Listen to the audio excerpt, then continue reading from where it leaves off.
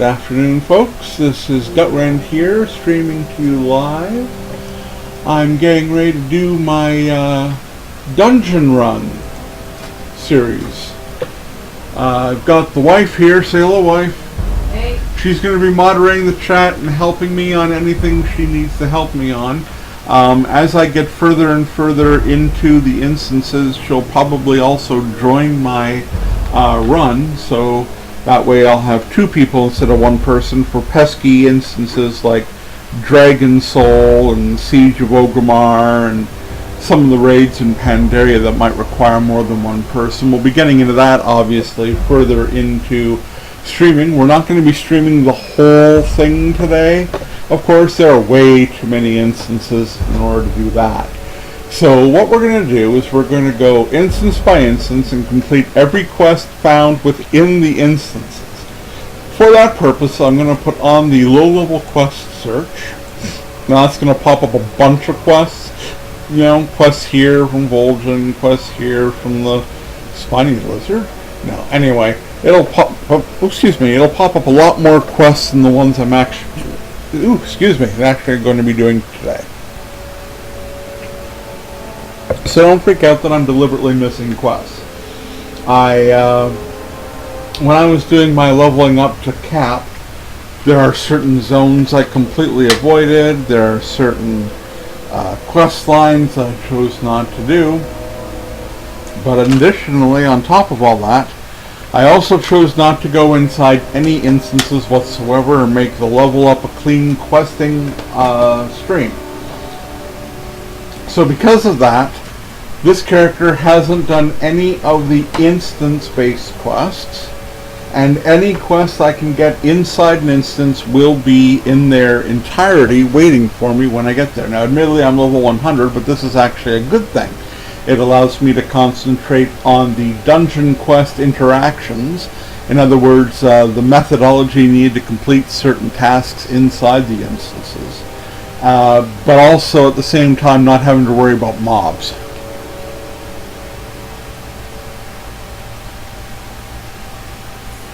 Okay, I'm just going to put it on Twitter that I'm in game.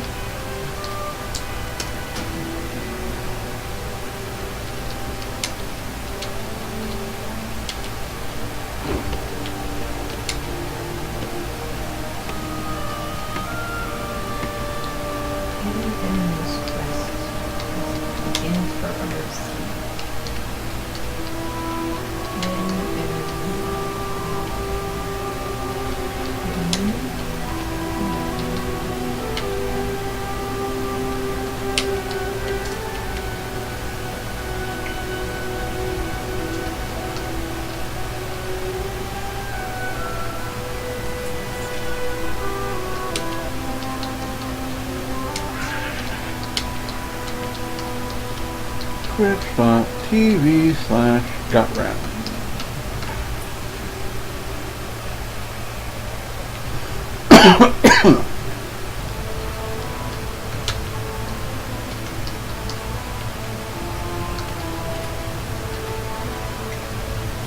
Alright.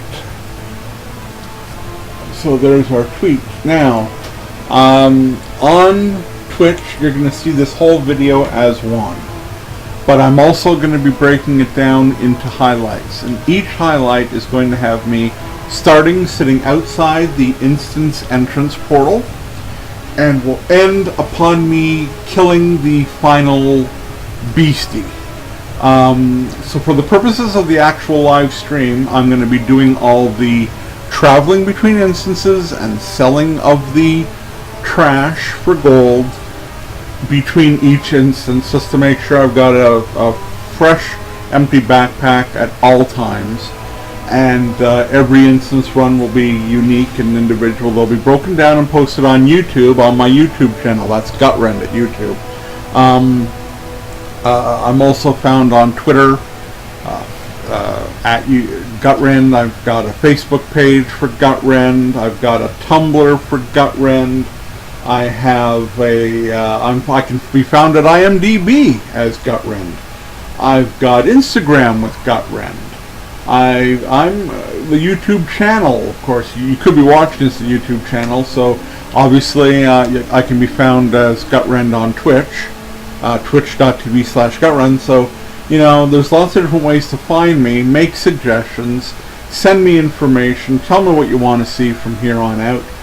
Sooner or later, well, sooner, I'm going to be getting done this WoW sequence, which is really trying to get my YouTube channel filled up with videos so people can see a background of my game playing. I'm planning on doing COD. I might be playing some Far Cry.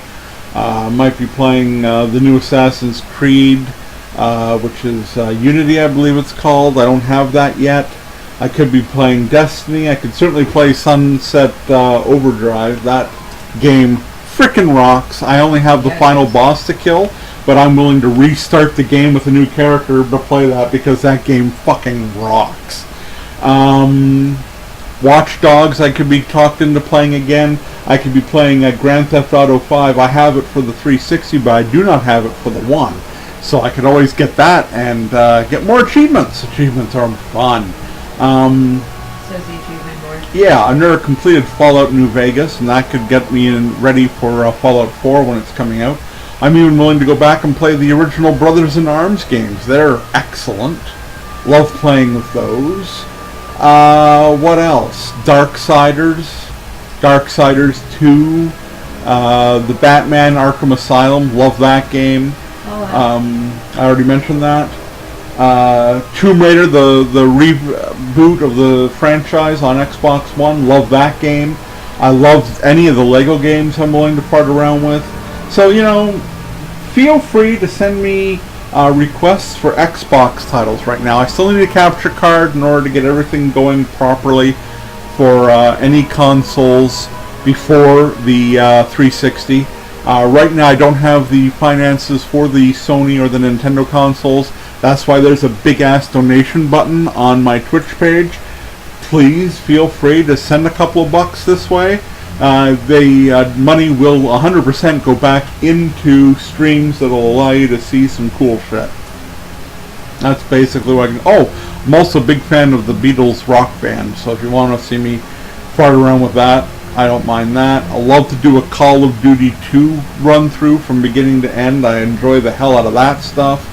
I can even play Disney Infinity. I mean, you name it, I can play it. All I have to do is be able to purchase it. So, that being said, we're going to start with Ragefire Chasm. Now again, I'm going to be editing out all the stuff in between the instances for the purposes of highlighting. So anything I'm doing in between the instances, I can take questions, I can take comments, and do that in between the instances simply because it's the easiest time to do all that stuff. I also have to deal with cats and a broken tailbone, so that'll be fun too. Alright, Ragefire Chasm. This is the very first instance that most players, well, any players who play Horde, and a lot of players who play Alliance will ever get themselves involved in. It's the lowest level instance in the game, and I think it can be accessed as early as level 10 with groups. The wife should know that because 15. Level 15 with Group Finder, but what about, I'm pretty sure it's level 10 with groups. Yeah, I believe. Okay. Yep. Well, I don't believe, we've got to look it up. Alright, so this is going to be, oh, not you, Cat. This is going to be the first instance run of the day. So here we go into Ragefire Chasm.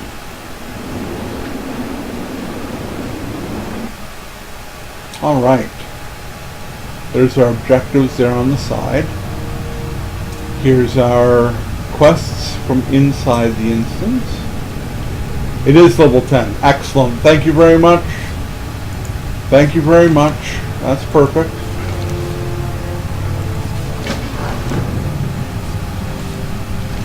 So here's our quests. Strength and honor. I guess I should say that I'm on Agrimar server for those who don't know, and obviously I'm playing Horde side. So if you want to interact directly, the way Caligos just did, feel free to log in and hit me up in Whisper. Not a problem. Oh, really? I didn't know. Yeah, that's right. I did solo this on, oh, geez. I think I had my chamois come in here at level 10 or 11, and yeah, he did solo it with heirlooms. Yeah. And I don't think I even had all my heirlooms available to me at that point. I know I didn't have the Dread Pirate Ring, but that doesn't really... What does a Dread Pirate Ring even affect? Let me take a quick look here. Give it a second... Oh, there it is. It does critical strike and haste, but that's not directly affecting anything damage-wise. So yeah, I didn't have that, but I did have others. Very cool. Yeah, and doing it with a squishy character, that makes it even more cool. As you might also note, I'm not using my pet. That's because I've deliberately chosen to use the solo ability Lone Wolf, which gives me a damage bonus by being out and about without my pet. I figured that'd also make it easier to do these runs. Since for mobs, I'm just going to walk up and do some of this. I mean, it doesn't get any easier than that, right?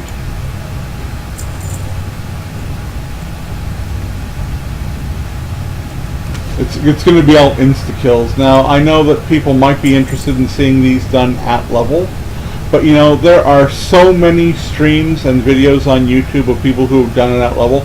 I'm not here to show how to take stuff down when you're at level. I'm here to show, you know, this is the pretty inside the instance that you guys haven't seen if you don't like grouping with people or haven't thought about doing stuff solo at cap.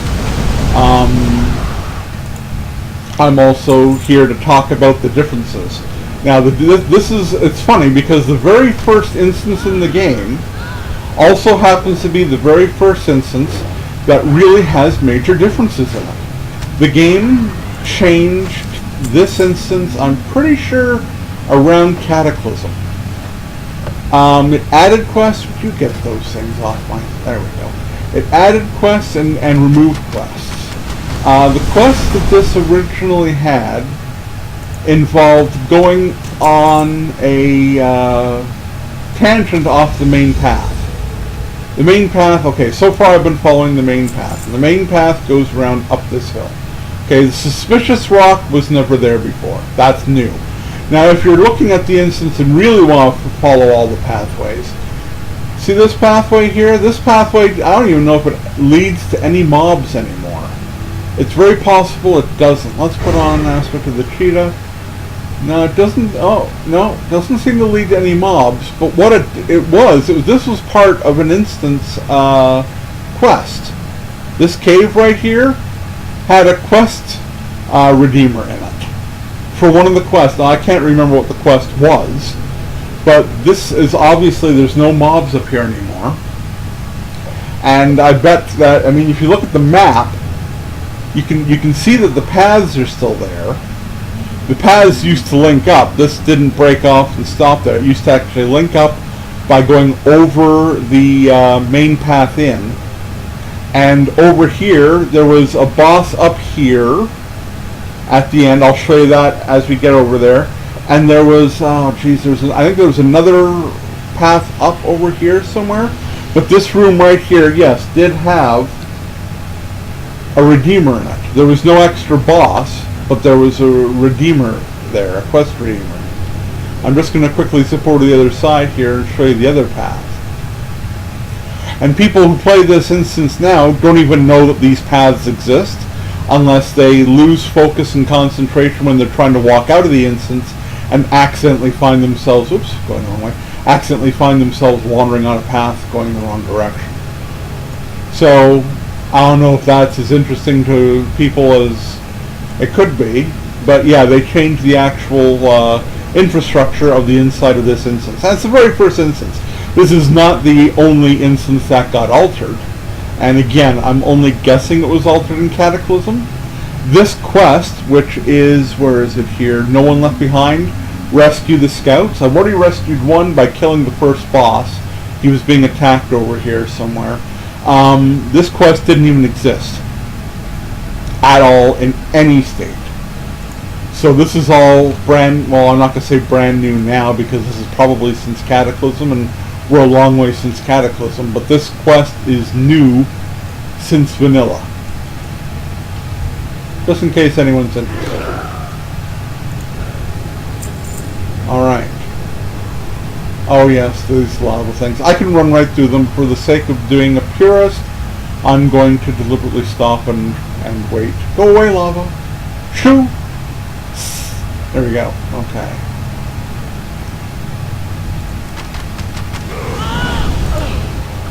I know it's a very low level, but I'm still going to get as much gear and drops as I possibly can, just to show what's falling. I mean, the only people who are going to be interested in this stuff are really low level characters, level 10 to 15. But you might be able to get a fair idea of the average amount of loot that you'll get and what you'll get, what kind of crap will drop. Yeah. A random barrage kill. That was hilarious. That took out the boss. Completely randomly. That's funny. There we go. Rescue this guy. Mysterious box. Now this is all actually cheating. In actuality, you can rescue all 5 guys without rescuing any of the guys on the path, because they provide you with enough guys at the very end of the instance to do it all in the final room. You're meant to rescue one there anyway, but you can actually rescue all of them in that final spot. Now this boss never used to exist either. He's a new boss. New again in comparison to vanilla terms. He wasn't originally in the game. You used to want to really clear everything. I mean, this was a great one to get Orgrimmar rep, this instance. People would spam run this as often as possible. Back in the days before the Looking for Group channel existed. Sorry, not the Looking for Group channel, the Looking for Group ability in the Dungeon Finder. Okay, Dungeon Finder didn't exist back in the day either. You actually had to look for people by talking to other human beings face to face, technically.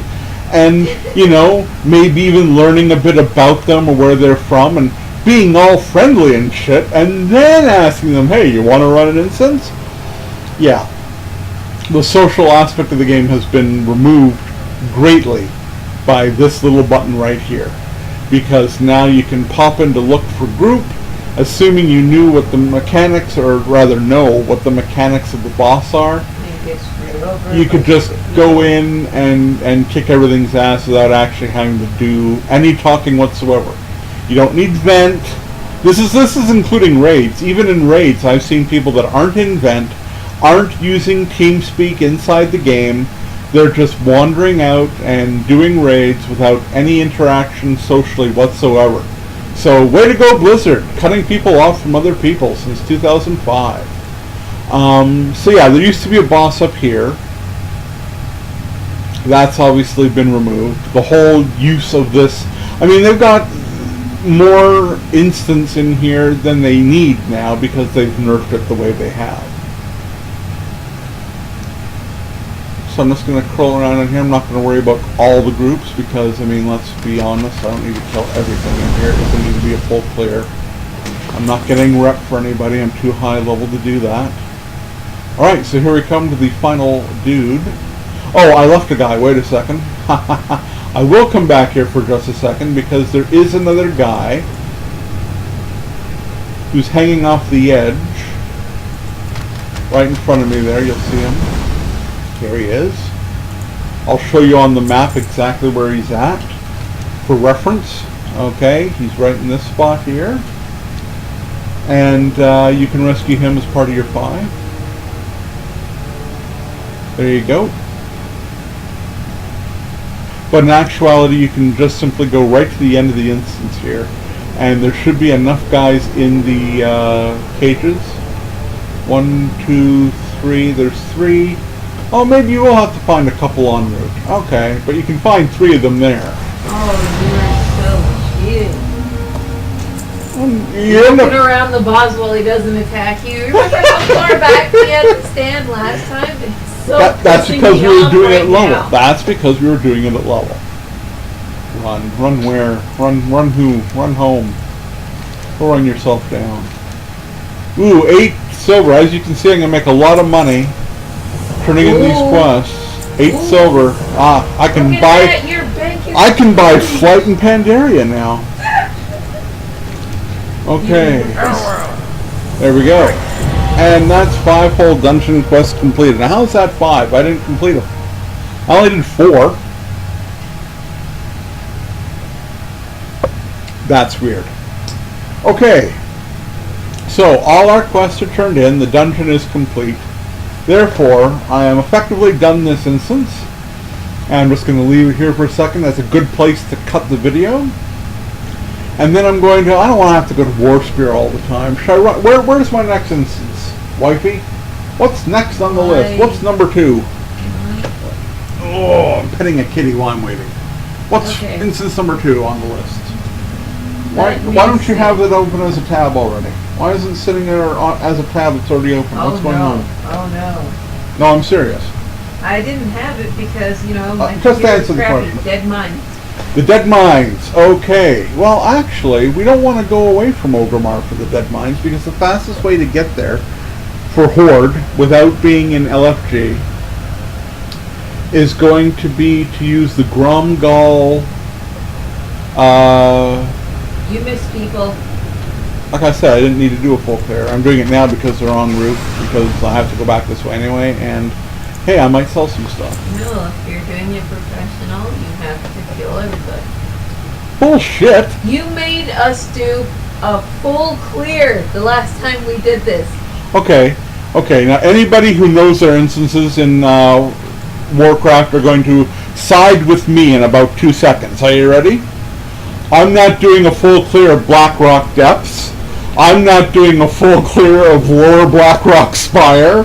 I refuse. I categorically refuse to do full clears of either of those instances.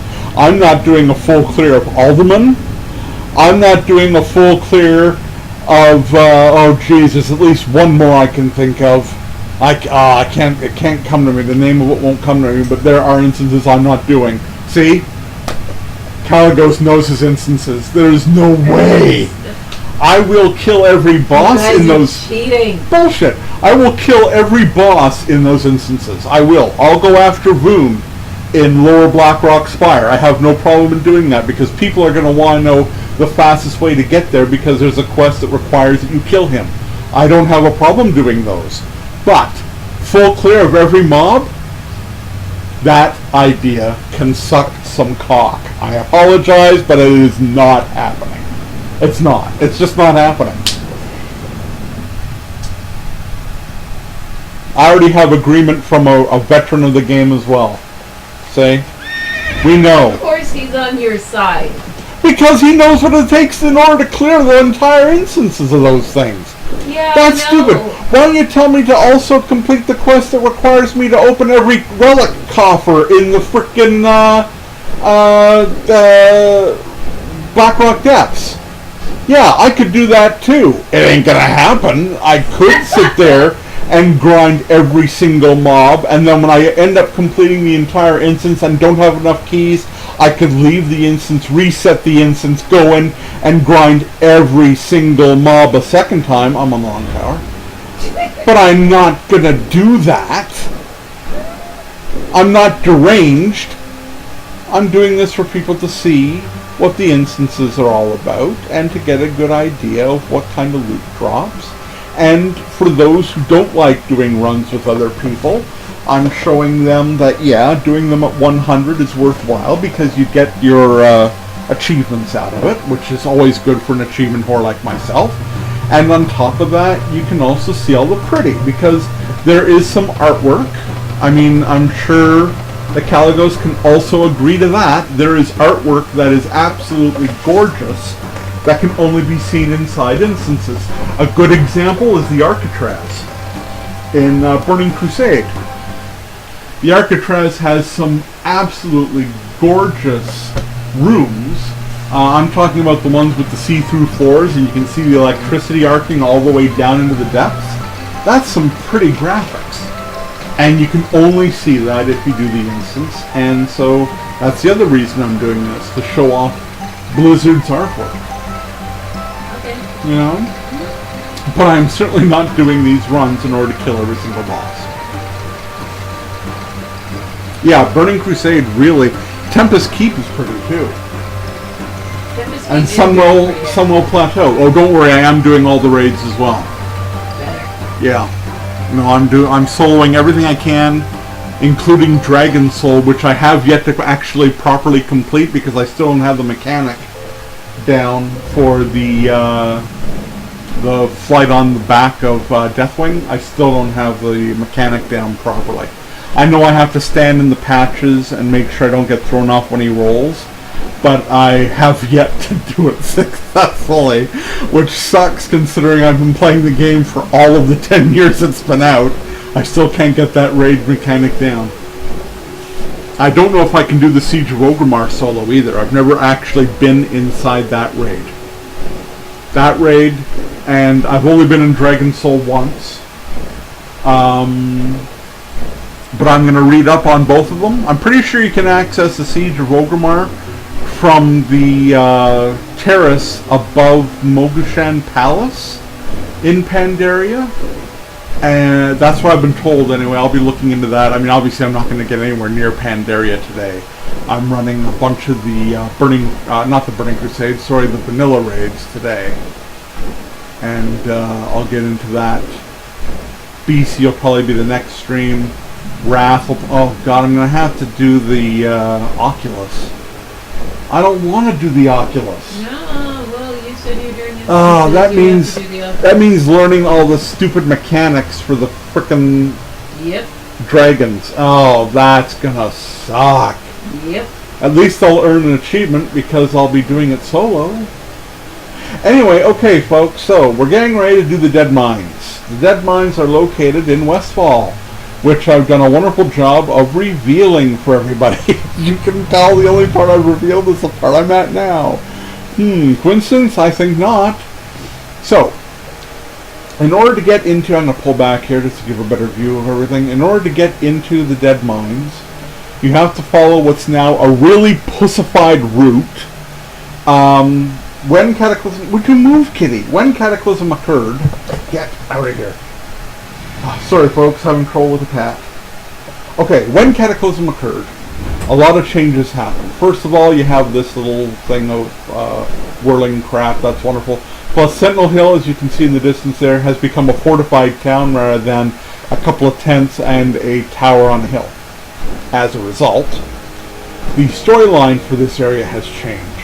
I don't even think you have to find the Defias spy that wanders the roads and kill him to get the message that leads you into the Dead Mines in the first place. In fact, I'm not even sure the Defias storyline is even in the game anymore. I'm not Alliance with this character, clearly, so I'm not sure, and it's been a while since my pally leveled up and he didn't bother going into Westfall. He went a different route because I was bored with doing the Westfall quest. So, the situation is they pussified the way into the Dead Mines. The way into the Dead Mines is actually through the back of this barn.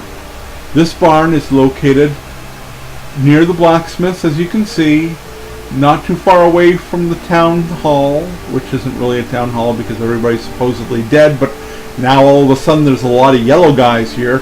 These guys are neutral for Alliance as well. It used to be a fight coming into the town because everybody was red. But no, let's make sure everybody can get into the instance faster, so let's pussify the whole damn thing. Okay, so... Participation goal, don't you? Oh, yeah. I participated. Give me my medal. Alright, now... You don't get a medal unless you freaking well win. So the way to get inside this instance is to go in here. Oh, it's still called the Defias Hideout. That's something, anyway. Alright, you go up these stairs, around this way. Again, you just have to fight your way in, so this is really pussy. And you also notice that the entire route is littered with these guys in yellow. Now, only a real twit goes down this ramp. Real men drop. Haha, see that? And then when you get to the next split, which is here, you go off the side here. Oh, wrong side. There, okay? Now it's just a matter of following the yellow. There used to be, in this cave, I'm not sure if it was over here. Yeah, I think it was over here. It was either over here or over here. There was an elite creature to be killed. Let's see if we can see it. Now you can tell already that I'm wandering off the beaten path because there's no one here leading me like breadcrumbs directly to the boss, or the boss, the instance entrance. That's not the right way, obviously, because there's no one there. See, now I'm back on the right path. Can't let people get lost. It's a simple maze, but we can't let people get lost. You know how we used to do it back in the day? We'd hug the right wall. Yep. You know, it takes, you know, you're going to see when I come back out here, you're going to pop out and there's going to be people again. See that? You hug the right wall. That's how hard it was. You hug the right wall.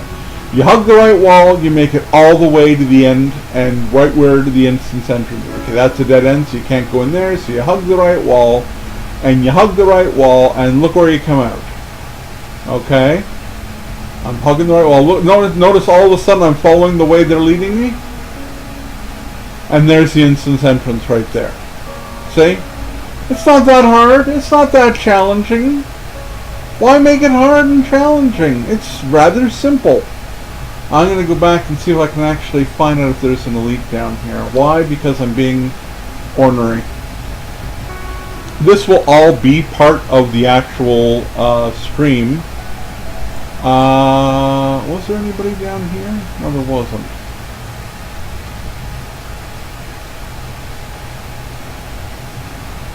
I'm just looking to see exactly where, because I'm pretty certain that they've eliminated this. I am going pretty deep though. Well, that's led me back around to the tunnel I was originally in before. So that part of the maze is still intact, which I kind of find surprising. So the next time I hug a huge left and start heading the other direction, instead of going to the right, I'm going to go straight across the bridge that is presented to me and head down this route and see whether or not the elite's still down there. Well, somebody else is curious too. Isn't that interesting? And everything's turned purple because I'm in the special area where that other boss was. And look at that, we have someone to kill.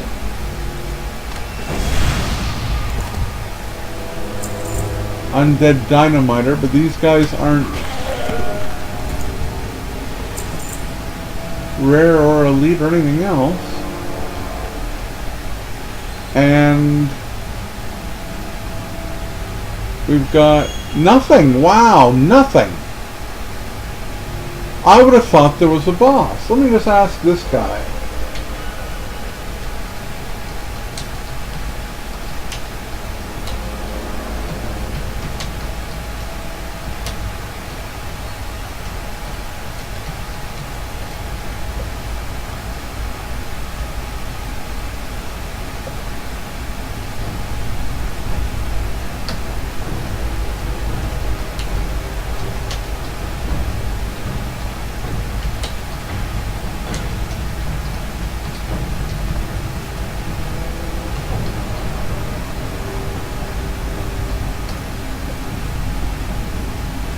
That's cool.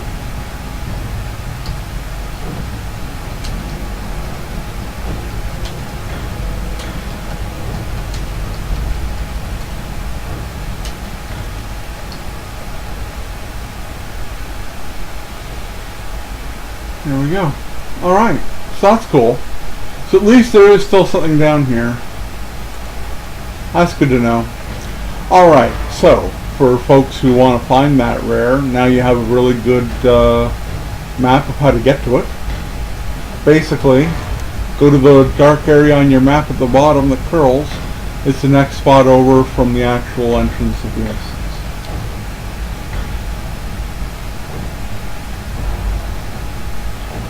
Very cool.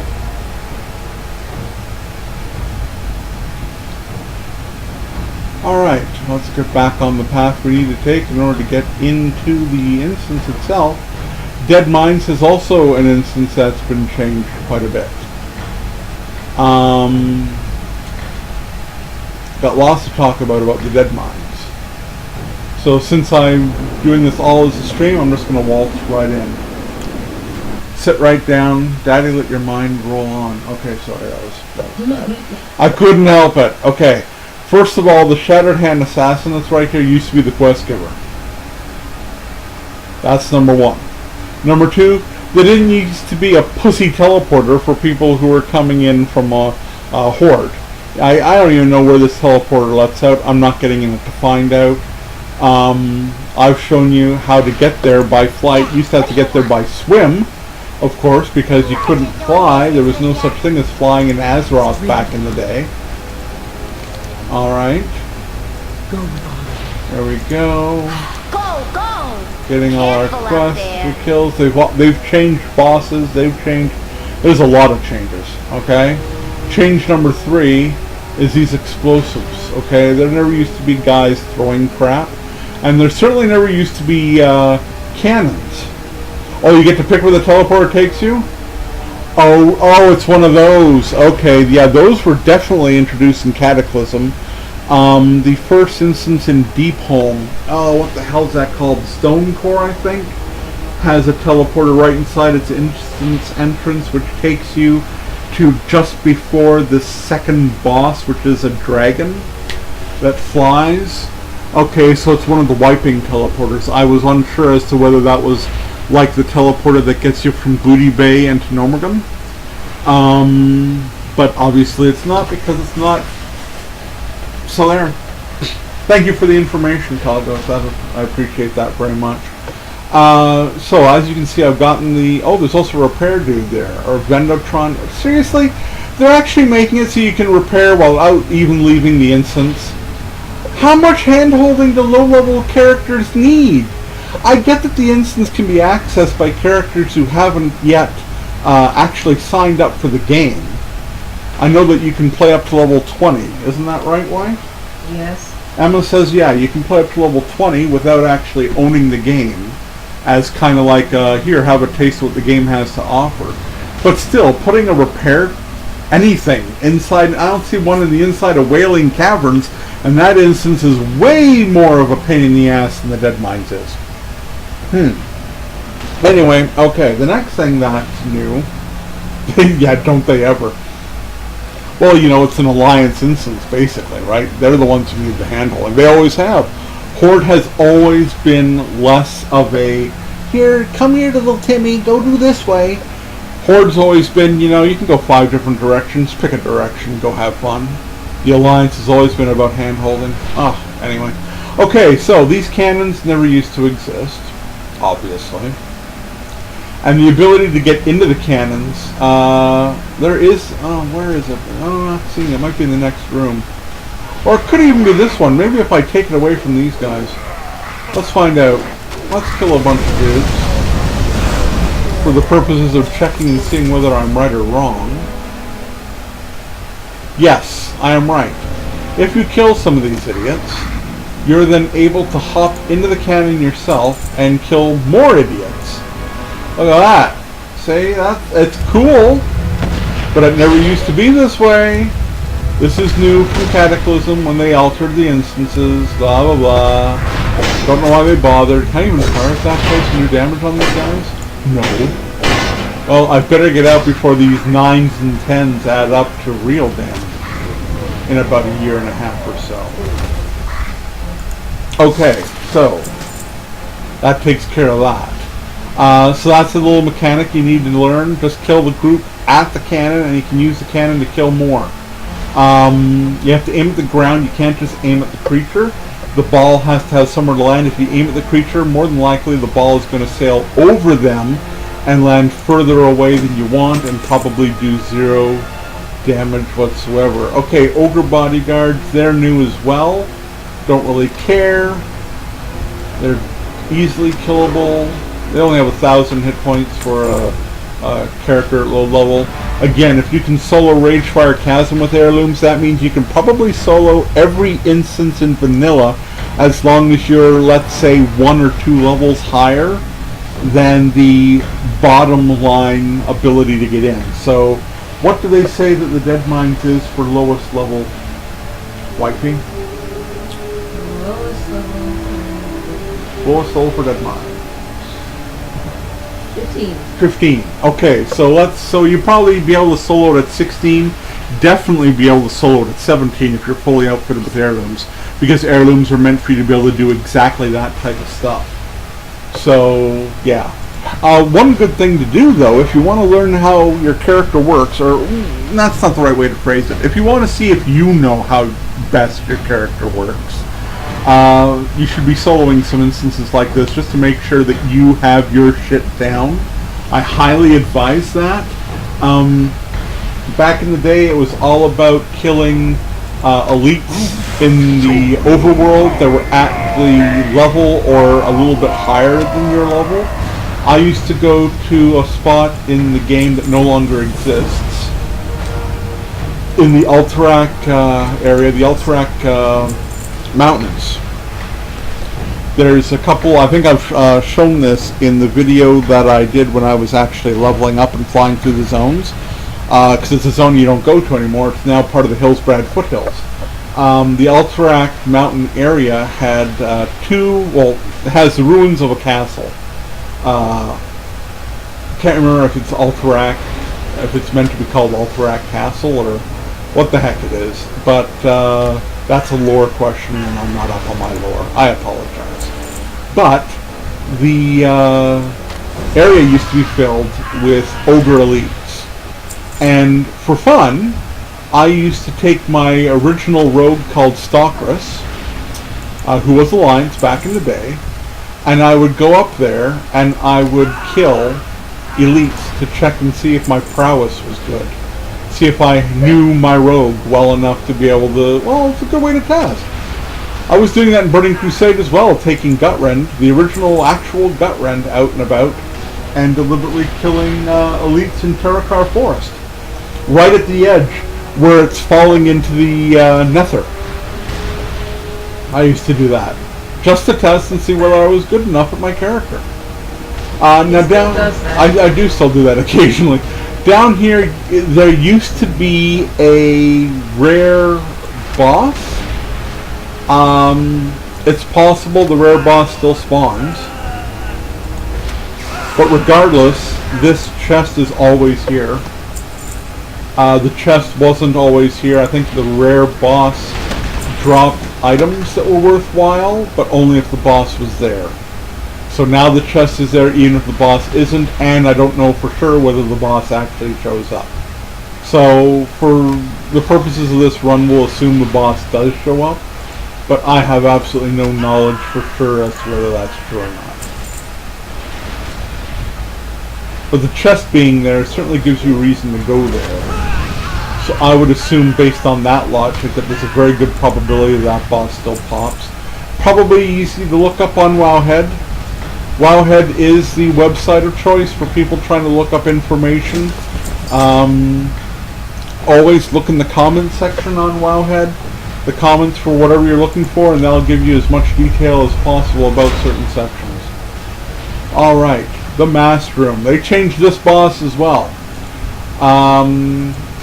You kill a couple of guys here just to clear the room, and then you had to pull the boss down yourself.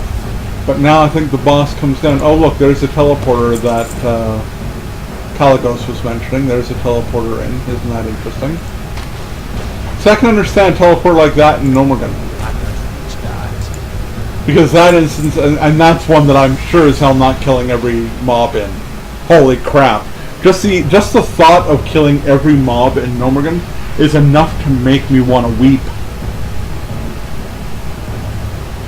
That instance is just awful. It's the Wailing Cavern of today. Because Wailing Cavern sucks too. Still. So anyway, as you can see, you shoot that guy and all of a sudden you're being attacked by the boss, who's now riding on my face by the looks of it. That's not right. So we get him off and he falls down and the door opens. Especially for a guy, that's not right. Obviously, killing the guy that was standing here was going to take a little bit more than what I just did. And Yeah. having the guy ride around on my face was not the most pleasant. Now, back in the day, you used to have to come all the way up here to get the guy. And there was a hidden treasure chest in this room. Now, let's see if there's a hidden treasure chest. I highly doubt it. But it used to have to be, you'd have to look every corner, because there was always one hidden treasure chest in this room. Always. And it seems like that is a lot of crap now. Yeah, they've changed the graphics. They've put these This block being carved up here, I think that might have been in here, but these I don't think were. The room was a little bit larger in scope originally. Anyway, okay, well, door's open, let's head in. Now this is just a matter of follow the path, not a big deal. Because I'm level 100, I can aggro all these guys at once, not a big deal either. A note to tanks. This is a game mechanic that some tanks don't know, if you can actually believe that. I don't know whether they just haven't come across this mechanic or not, but in order to pull magic users, you have to go around a corner. And there are tanks that don't know this. In order to pull a magic user, you can pull a magic user, no, not a problem. Tanks can do that. You don't have to have your DPS go waltzing into the middle of the fray to aim at the magic user and kill the magic user. No, all you have to do is use your brain. Okay, magic users need line of sight. So if I'm a magic user here and somebody goes around this corner and up against this wall, like so, the magic user who's standing over here won't see him and will have to come around the corner to him. In that way, a tank can do a little bit of crowd control by determining exactly where the magic users have to go so that the rest of the party can pick them up, he can keep aggro properly on that mob, and the DPS can burn the shit down. But there are tanks. I have been doing runs on other characters, and there are tanks who have never even heard of that mechanic. They waltz in, grab aggro, figure out a good place to stand, and expect the rest of the party to do their job. Meanwhile, some poor schlub who's casting from a distance, like a lock or a mage, is getting bombarded by spells because they targeted the DPS like they should, and they're burning down the DPS that's hardest, the casters, like they should. It always goes kill the healer first, kill the caster second, kill the armored tank types third. That is always. That is in any instance. That is in your Dead Mines. That is in your Wailing Caverns. That's in your Alderman. That's in your Serpent Shrine Cavern. That's in your Tempest Keep. That's same for Utgard Keep. I mean, this is all the way up. It's always the same. You kill the healer first. Always. It's a no-brainer. You kill the caster second. Always. It's a no-brainer. Why? The healers keep everybody else alive. The casters can ignore armor and do damage to you directly. So first you keep the enemy from not dying. Duh. Then you keep the enemy from beating your ass. Duh. And then you take down the guys who are the placeholders, just like your tank is a placeholder. This is not, military-grade intelligence you're using here. But in order to do that properly, you have to make sure that you have aggro on the DPS, i.e. the casters of your enemies, your mobs. So, but I see tanks all the time stand there, well, I didn't kill the mage, I was tanking these guys. Yeah, but you weren't tanking everything. You weren't holding the aggro on everything because you don't know how to run around a corner. Go find a different playground. Okay, so, my diatribe on that is over. This used to have a lot of wandering goblin mobs down here. The boss was the same. I'm pretty sure it's even the same name. Now it's a matter of killing these individual non-loot dropping dweebs. There always used to be underneath the ramp. They put the teleporter here. Now there also used to be, well, not also, but there used to be a treasure chest every time under there as well. They told me they were phasing treasure chests out. They're definitely not as frequent as they used to be. So you kill all these guys and you had to fight. Okay, this actually was not the boss. I'm sorry, the boss might have ridden in this. The boss had a name. Boss had a Rimstall or something? Jeez, I can't remember the name of the boss. I think you're remembering it right. He was the head engineer. Yeah, he was, and he was down there.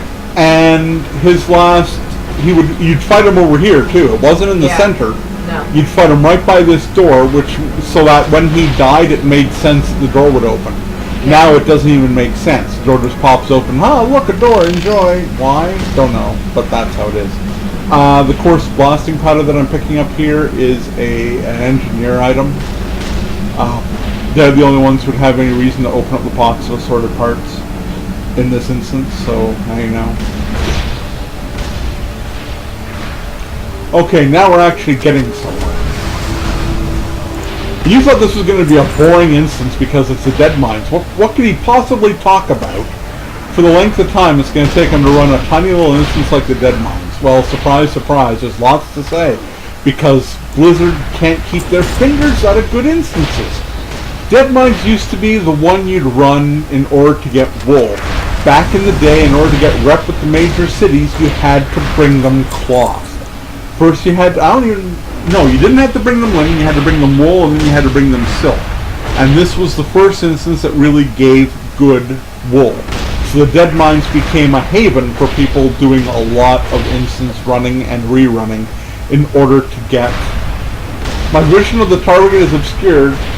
You gotta be kidding me, right? He's standing right in front... Really? There. Jesus. This treasure chest, yeah, that's always been there as well, so at least they kept that in the game. Anyway, yeah, the instance got changed a lot because Blizzard can't keep their fingers out of things. And one of the biggest changes is in the next room. The cannon was never rigged with an explosive trap. You had to fire the cannon to open the door. That's the whole purpose. I don't know why they changed that at all. It just seems kind of stupid to me, but whatever. This room, however, is really cool. The Ironclad Cove. Okay, so basically you got your Goonies situation here, folks. You got yourself a big-ass cave with a boat in it. Anybody who knows the Goonies knows exactly what I'm talking about. Those of you who don't know what I'm talking about, why haven't you watched the Goonies? Go watch the Goonies right now. Stop this. I don't care if you're live streaming or whether you're watching this in-game or whether you're watching this on YouTube. Turn this off, go watch the Goonies, and remember what it felt like to be a kid. Okay? Just do it. Get lost. Just do it. Richard Donner will thank you. There's still a sequel being planned too, but we're going to leave that alone. Okay, so the main reason you wanted to be in here, if you were a money-grubbing hound like I've always been. Or an achievement whore. No, not an achievement whore at all. Not at all. These parrots used to be all around the room. Okay? But there was a reason to kill them. And you always had to swim over here to get the good ones. Why? Because you won't believe this, but back in the day, the fastest way to make money would be to get a drop that was rare. This parrot, there you go, there he is. He looks more like a bat to me, but hey, I'm not a designer. This parrot, level 15 parrot, I have had since the game was out in vanilla form by getting that parrot as a drop in this room from those birds. It would drop a cage, and you could learn it as a companion pet. They were called companions back in the day. And they went for stupid gold in the auction house. Back in the day, stupid gold would be 100. Yeah, take a look at how much the WoW tokens are going for now. Take a look at how much the really rare pets are going for now. Back in the day, 100 gold was expensive for an item like this. Yeah, that's what I'm saying. So you'd come in here, or I would anyway, and while I was grinding for wool, I would also go around this entire room, killing every single parrot I could for the purposes of getting those little drops. And those drops netted me, geez, back in the day, they netted me some really great armor, they netted me a few mounts. Back in the day, and this is going to throw people off a lot, back in the day, a warrior's favorite weapon was a knife.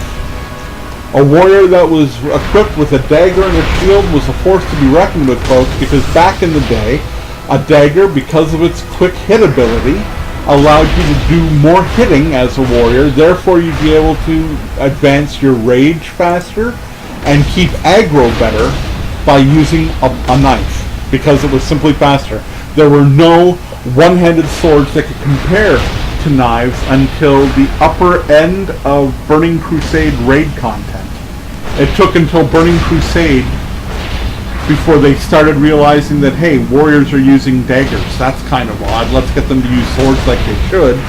And then when Wrath of the Lich King came out, it became most swords had the same speed requirements, or speed hampers as a dagger, and the emphasis went away from damage and went more to your armor level in order to avoid crushing blows in raids. And that's changed now, because now the only thing that people give a shit about is your item level. They don't care what you're equipped with. They don't care how many hit points you have, per se. I guess warriors, it does still matter how many hit points you have, but it's less important. If you have item level 650 or higher, then we'll welcome you into the final raids in the game, the Hellfire Citadel of Draenor.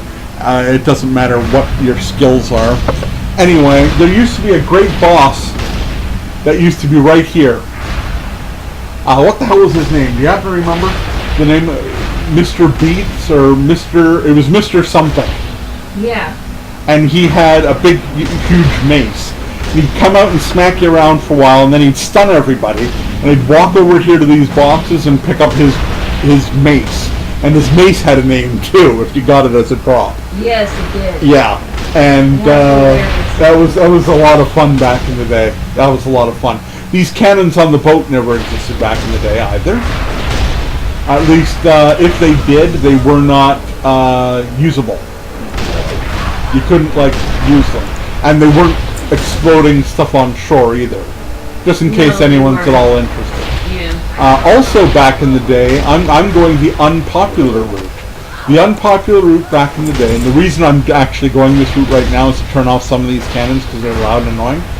The most popular route back in the day, when you get on the boat, was to deliberately go around this way. This is no longer the case. I'm going to tell you why, though, here. Would you shoot him? Thank you. And blow up that cannon while you're at it, too. Because that way they can't use it again. Inventory is full. Holy crap, I actually filled up my inventory. Wow, I knew I should have sold after that first instance. Well, let's get rid of stuff that's coppery. There we go. I'll do more of that as I go around. Oops, I didn't even hit the map. Sorry, folks. Okay, so you go around here, killing everything. Obviously. Everything's nice and dead. The reason why is because the final boss this instance didn't used to be the final boss in this instance. Okay, there's the route out of the instance. Okay. But what has changed... Well, I have some range of that shit, don't I? Is right here, there used to be a character named Cookie. Now, those of you who have done the instance recently, this is a spoiler. Those of you who've done the instance recently will know that Cookie is now the final boss. Or one of the final bosses of this instance now.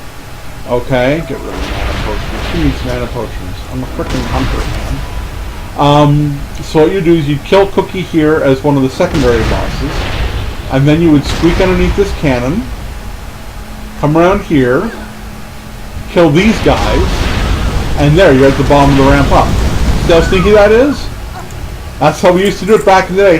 That's how your mom used to do this instance. How's that? That's how your mother did it. That's how your mother did it. And that Blackwater Cutlass I just picked up, that thing used to sell for mad numbers in the auction house. Because it was such a good weapon at this level of the game. It was wonderful. So, up the ramp we go. Again, we're going to destroy some more of these stupid cannons that never used to exist back in the day. Okay, you just have to die, so shut up and lie down. There we go. Kill the cannon. Alright. Less noise. Okay. Down to a couple of cannons now, and that'll take care of those. Excellent. Still got one left to destroy by the sounds of it. Interested in joining a guild?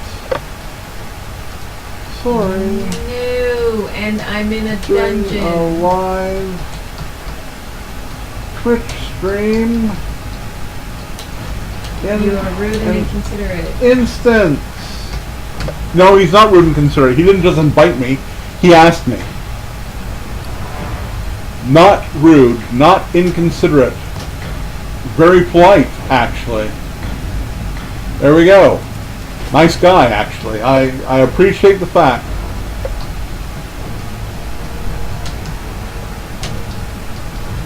There, I will even thank him. See? No, that. I appreciate that. That was fair. Look at that, another Blackwater Cutlass. See what I'm saying? These things dropped in here like gangbusters back in the day, too. As did that, yeah, only the rogue can wear the Red Defias mask. That's kind of cool. That's still the same. That hasn't changed a bit. None of these things is really worth anything, like, good. So I'm trying to figure out the most useless item. Ah, both the linen cloth. Actually, no, that can go in the auction house, can it? How about this broken wishbone? That's a piece of crap. Give me that sword. Okay, so. Hold on a second.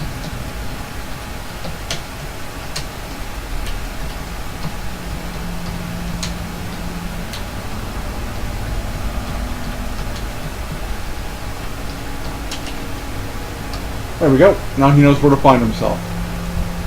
Oh, get out of the cannon. No one said get in the cannon, damn you.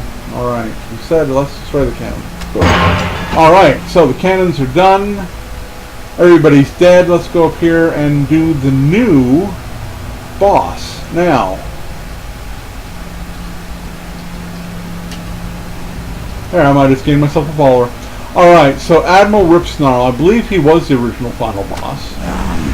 Of course, he doesn't die right away. What he actually does is he goes and makes it foggy and then comes at you a couple of times, and you have to keep doing damage. Then you have to see the shadowy figure. Hey, get off me, cats! I'm just having a problem with kitty cats today, folks. I am being attacked by them repeatedly. Okay, I can't get rid of those. Let's get rid of the shield. Don't care. It's not an important item. This is blue. It gives me a little bit more silver. Silver. Okay, kill the Defias Kingpin. Alright, so, there's a shadowy figure in here. You come in here. And there's Cookie, finally. Finally with Cookie. Here's Cookie. It's about damn time, Cookie. Cookie is the final boss of this version of the Dead Mines. However, he's not the final boss of the heroic version of the Dead Mines. Nope. The heroic version actually has a bit more story to it. I'm going to let that be. I'm going to let people discover that on their own. But there's another boss after Cookie if you're doing this on heroic. Okay, and heroic, of course, requires you to be a certain level character in the game.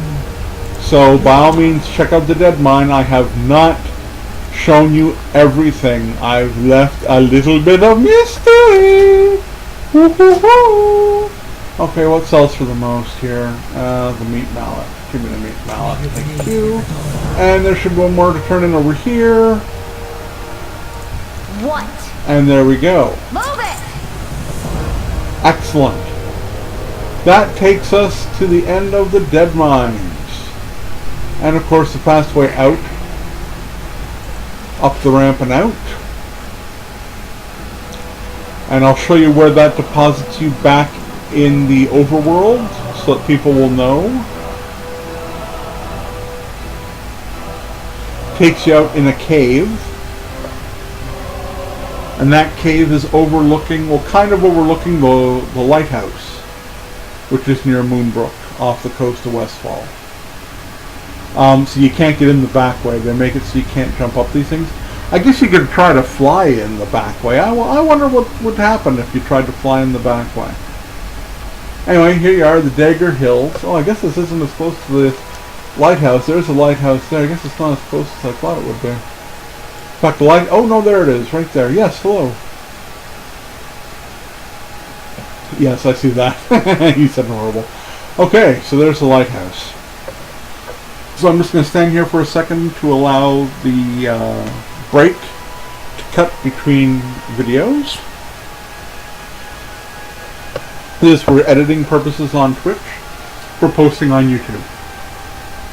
Alright, wife, what is instance numero 3?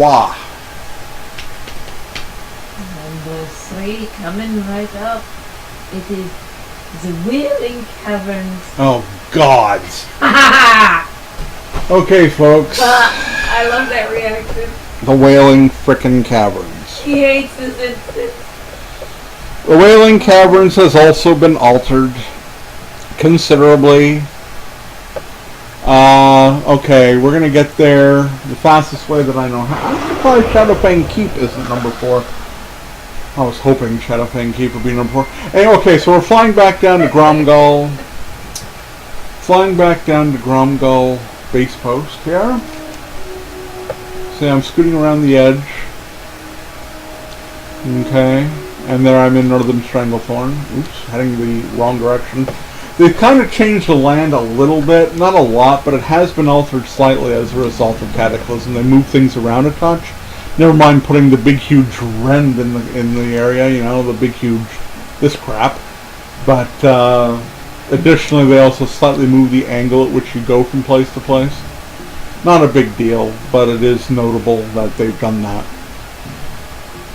Hey, there's a Zep. Let's hope it's mine. It has to pull up on the right side of the tower if it's mine. Otherwise, it's the wrong one. This one's going to pull up on the right side of the tower. Yes! That's perfect. There we go. Now then, let's get rid of that.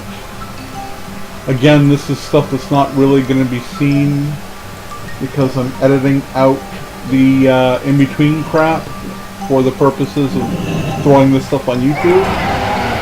This will only be seen in the version that you're seeing now if you're watching this deliberately on YouTube. Oh, my cracked Goron egg can hatch. Oh, I'll have to remember that. You're probably wondering why I was saying that things sell so big in the auction house. And yet I'm selling everything off here. Except for some very specific items. It's true that things used to sell well in the auction house. But I think anybody who's currently playing the game will agree that there's not really much of a market for anything below really high-level stuff now. Like I'm talking, if it's not an item like this, a crafting reagent, that you're not going to sell anything at all unless it's like level 100.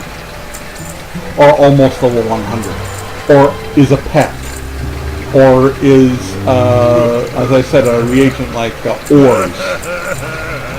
Nothing sells in the auction house anymore. It just doesn't. It's just how it is. Does it suck? I think it sucks.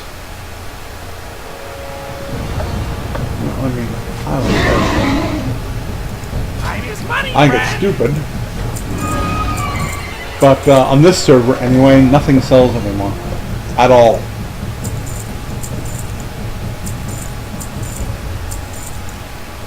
So as you can see, I'm just getting rid of everything. Everything that's not something that can actually be sold to somebody. Now my backpack... Oh, don't worry, I won't forget to get off this up. I'll have a couple more items I have to get rid of. There we go. It's not a lot of money right now, but it will become a lot of money in a bit. Alright. Okay, we're going to get on a different mount that allows me to fly. Okay.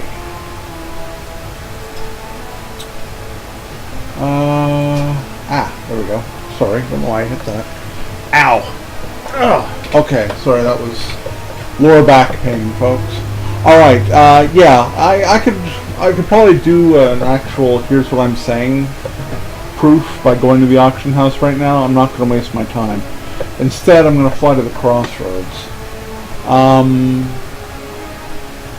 Yeah, I think that I'll just head right to the crossroads here.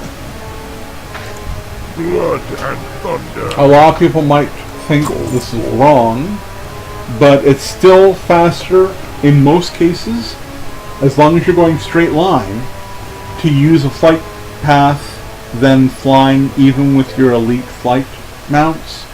It's still faster. Not by much. And as soon as you have to hit multiple flight paths on the way, it becomes completely the opposite. Especially in areas like the Badlands or Searing Gorge, they require you to go to one spot and then turn around and go to another spot. I mean, why go all the way to the east to come back to the west? It's kind of stupid. But that is how the game is still designed. Which makes, in my eyes, virtually no sense whatsoever. They have said more than once that they're streamlining the flight paths and everything. But stuff like that is still in the game, which makes no sense whatsoever. So, you know, whatever, right? So you're taking a direct flight like from Orgrimmar to Ratchet or Orgrimmar to Crossroads. Even Orgrimmar to Thunder Bluff, it's actually faster to fly than it is to take the Zeppelin from Orgrimmar to Thunder Bluff. In fact, given the fact that the flight's free, I don't even know why the frick they have a Zeppelin that goes from Orgrimmar to Thunder Bluff. It makes no sense to me whatsoever. But I'm pretty sure they made the flight free. Or at most the flight is 45 copper, and who doesn't, by the time they get to one or the other town, have 45 copper? But I digress. Okay, we've lined up the crossroads. Now we're going to hop in the air and zip our way around. Now I know that there's a feeder quest in Ratchet to go in here. I'm not entirely certain whether the feeder quest is the same. The feeder quest didn't actually take you to the instance. The feeder quest took you into a guy nursing a bottle of rum. Is the upper cave still available? Oh, look, the upper cave still exists. Well, the question is anybody in the upper cave? No. This upper cave here, which is actually above the Wailing Caverns and is not part of the instance, used to have to be accessed in order to get special quests. I can't remember if they were class-specific quests or not, but you had to come up here in order to get them, and of course had to come up here to redeem them. I'm just going to quickly take a quick view of the instance entrance away. As you can see, it's meant to be like a skull. Okay, a skull wearing a jaunty beret? Apparently the Wailing Caverns is a French instance, and that might explain a lot. These are meant to be fangs out front, I guess, and I don't even know where to begin with the scrapings in the ground, but anyway, so this is the actual entrance to the Wailing Caverns instance. Like the Dead Mines, you have to go through a little bit of a cave in order to get there. Therefore, this is going to be where I'm going to start this particular instance's video. Hence the reason why I'm standing still for a moment. I probably should shut up as well, that might help. Alright, good enough. That'll be good enough for a cut. In we go. Wailing Caverns. Yeah. Oh, looks like someone's already been here. Well, I'm never one to turn down free skins. Now, as you can see, the entrance is a little bit complicated, kind of like the other one is, right? There's mining to be done, there's questing, or at least there used to be questing to be done in this area. What you would do to get that bottle of rum is you would go this way.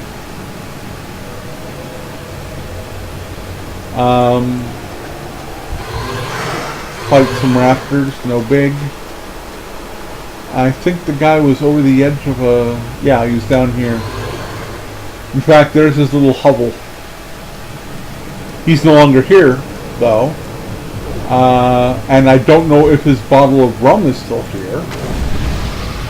I wouldn't be able to tell you because I can't see it because I'm not on the quest, if the quest still exists. But if the quest did still exist, the bottle of rum would be somewhere in this area. But he's supposed to be in here too. You're supposed to actually have to take it from him. And you have to go back this way. And then back up this ramp. To get back to the exit. Which is right there. Okay? So that's what you used to have to do to get that part done. It also just happens that this is the fast way into the instance as well. Well, fast is kind of a a random term in this case. You still have to go the entire length of this part of the cave, killing everything as you go, and as you can see, this part of the cave is still completely filled with bad guys. There was quest to kill these dudes though. And then you'd get to here, and at the bottom of this drop in the water, there used to be something down here that lurked down here. Doesn't seem to be here anymore. But the whole idea was to stay on top of the water and get across and not go down. Now, of course, coming in here, the Cavern of Mists, coming in here, you're obviously heading towards the instance entrance. So you'd be in a group if you came into this cave at all. But that didn't stop the cave from being a little tricky. This part being the trickiest. There should be a character or mob right below me. I don't think it's there right now. But it used to be that if you were coming into the area and accidentally fell off here, you'd land on top of a mob. Not a rare or an elite. I don't think any of them are rare or elite at this point. But you would have to deal with a mob that was there. And that could be just enough aggro to get you killed back in the day. Now the mob's gone, so if you fall off there, you just chalk it up to being an idiot, and all is well. And here's the entrance to the instance. So let's get in and see just how wonderful the Wailing Caverns is. Yeah. Okay, so here we're going to look at the map. Now, the map of the Wailing Caverns belies the truth. The Wailing Caverns is actually a much easier instance than it ever used to be. Mainly because what used to be a big mass of spaghetti in this part got cleared up a lot. Okay? Plus they moved where scum is. This area down here used to be 3 times the size, with like 3 or 4 different levels, and scum was hidden in the back area, like in this area kinda, but it wasn't on this level, and he was he was in a gated, kind of like a compound that you had to fight your way to. You had to fight a boss to get the key, and then you had to unlock the gate in order to kill him. No, I'm not kidding. The Wailing Caverns has been nerfed heavily. Oh yeah. Heavily. Okay? Now's a good time to discuss how they've done the nerfing. They've done the nerfing very specifically. First of all, when you used to come into an instance when you're in vanilla, this dungeon crap never came up. None of this objective crap came up. None of it. So you couldn't just pull up the map and say, okay, who do I have to kill? You'd be able to pull up the map and see the map, but these guys weren't put on the map. They weren't there, so you'd know where to go. Okay, you'd have these big blue circles, and that was it. So they've obviously changed that. Additionally, and very importantly, you didn't complete the instance by getting all the bosses done. You completed the instance by going around and doing everything you could in the instance. Okay? Why am I saying that? What? That sounds so obviously obtuse. Why would you have to say something so completely obvious? Well, it's really simple. Back when this particular instance was of use, back when it was the bigger pain in the ass than it is now, and don't get me wrong, it's still a big pain in the ass. The last part of the instance wasn't known to very many people. I had come in this instance 5 or 6 times before I even knew there was a last part of the instance. Because in order to get the very end of the instance, you had to purposefully do something that wasn't advertised. You had to talk to a guy just inside the entrance to set off the final chain of events. Now, when I get around to the end of the instance, you will see me do exactly that. But the quest deliberately makes me do that, and that's the difference. Because that never used to be the case. You would go through the entire instance, you'd get to the end of it, and then if you didn't know what was expected of you, you'd leave. But in actuality, what you're supposed to do is talk to the guy at the end of the instance. After you turn in your whatever quests were there was another guy, and then you had to talk to him and start the ritual. And that is what began the escort mission that takes you to the back room that most people missed, because they would go in there and there'd be nothing there, so they'd completely ignore it, and they didn't realize they had to do anything about it at the end of the instance. Like, seriously, this was completely a shock to people. Now it's the game deliberately, on purpose, tells you go there. And this is another little bit of hand-holding that Blizzard does. It's just how it is. Blizzard is making sure that nobody misses anything. So that's fine and all, but that kind of eliminates the process of discovery that characters like myself really enjoy RPGs for. Who doesn't remember playing Final Fantasy and trying to get every single one of the big casting spells? Depending on, I'm not naming them because depending on which version of Final Fantasy you've played, they'd be named differently. But everybody knows what I'm talking about. You know, it was good to get fire and ice and water as your spells, but you wanted Fire Aga and Gigaga, the big earthquake spell. And you had to get the right creature that could cast that shit, and so you'd have to find where that creature was found, and then you'd have to go and get that creature to drop for you, and you know, you had to do a bunch of things or to get things like that done. Well, that's the same thing that Warcraft used to be. Warcraft used to be a lot more similar to games like Final Fantasy, in the sense that in order to get everything done properly, you had to look around, use a little bit of ingenuity, and search out some stuff. You weren't able to just waltz in and be told you have to kill Lady Anaconda, Lord Pythos, Lord Cobran, Lord Serpentis in order to complete the dungeon. And that would complete the dungeon. No, but you had a quest. You had a quest that had you having to go and kill those four, and it was up to you to look for them and find them in the dungeon on your own. You had to actually put some effort into this, folks. Now they've nerfed it. And again, it might be because Wailing Caverns is an instance that's low level enough that people who aren't playing the game fully yet might have an opportunity to come into. Any idea what level Wailing Caverns is, Wayne? Off the top of your head? Or off what you read? Wailing Caverns, advice levels 15 to 25. So it's on the same level as Deadmine. So yeah, that's probably why they've nerfed it like this. To make it palatable to those who aren't necessarily going to be playing beyond the first 20 levels, or to make sure that their hands are held as much as possible. And that would make sense, and that would explain it, but it doesn't explain it fully. And the reason it doesn't explain it fully is the fact that way after the first few levels, this kind of hand-holding is still going on. Now, for that example, I give you Solomance. Solomance is a lot lower than it used to be. It used to be a level 60 instance, which means it was at the top end of vanilla. And doing Solomance was a big deal. You had to earn the right to open the door by completing a buttload of quests in the Western Plaguelands.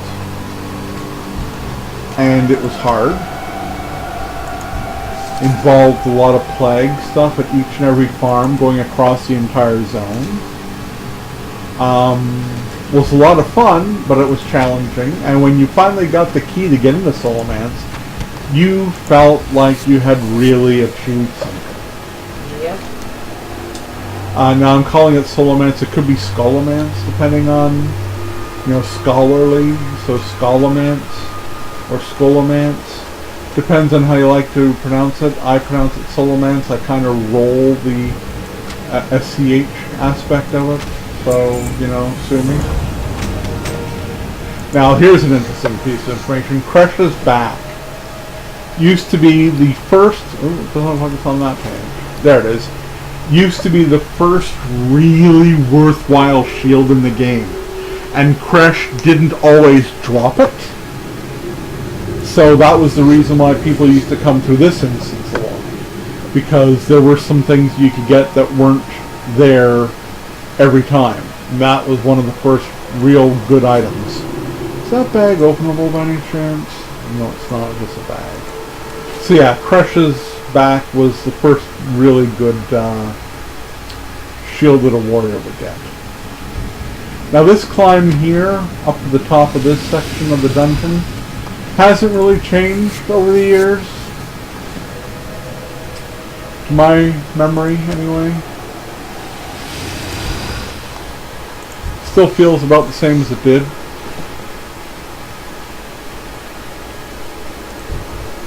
It's a little convoluted. If you can lose your way a little bit if you're not paying attention completely. They have cleaned it up a little though. There was a part of it at which if you didn't know which way you were going, you get to completely turn around and be going back down. Thinking you're still going up. Which was really weird. It was like Magnetic Hill in Moncton, New Brunswick. You'd think you were going up still, but in actuality you were going downwards. That was always interesting. Sorry folks, I'm just going to lean back again in the chair. I got to take care of my spine. My broken tailbone still gives me troubles. Anyway. Yes, so let's And go. I finally got a recliner, so yeah. Yes, I finally do have a recliner. For anybody who's out there who's been worried about whether I've got one, the answer is yes, I do have a recliner. So, you know, hopefully that's going to help me in the long run. And you see, this is the area, this is kind of the area I'm talking about. See how you're going down now, but you are going forward, but you could easily accidentally go on the other path and be going down the wrong way. Actually, I am going down the wrong way. Look at that, I actually did exactly what I was talking about. The right way keeps you up here first, and then curves around, and then starts doing its own little thing. Ha! See, I even screwed myself up while trying to discuss the actual instance I'm in. Anybody who's really interested as to why I'm doing all the skinning here, it's because light leathers can be made into medium leathers, and medium leathers can be made into heavy leathers, and heavy leathers can be made into thick leathers. And I'm currently at the point where I need to level up my leather working. It's pathetic how low my leather working is. I need to get it up to Draenor level, and so as a result, I kind of need a lot of leather. So I'm just, you know, I figure I might as well make stuff that's, you know, might be interesting or helpful for me. At least I can get some experience as to where those items are found. Stuff like that. Good timing on the respawn. Wow, look at that. Take out all these mothers. Nothing from him. No skins from him. This guy might have a skin for me though. He's a viper.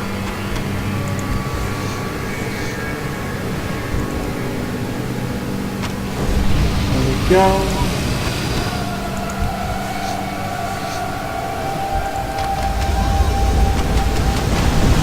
Everybody here is dead. Over here and do the skinning.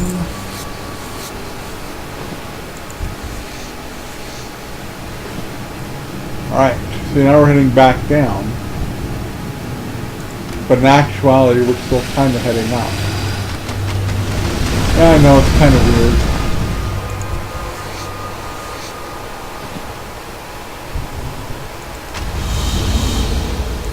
Lots of skinning to be done here now.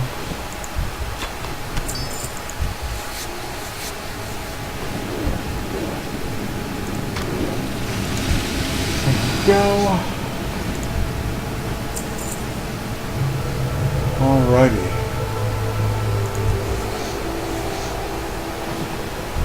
The reason we're here. There he goes. Took a little bit of life out of him, didn't I? Here we go. And thump. That's number 3. So I've actually taken care of 3 of the 4 already. Not too shabby, huh folks? Now to get out of here and get back on the path, you just have to drop down here. They even give you little ledges. Right? In case you're like really obtuse and can't drop all the way.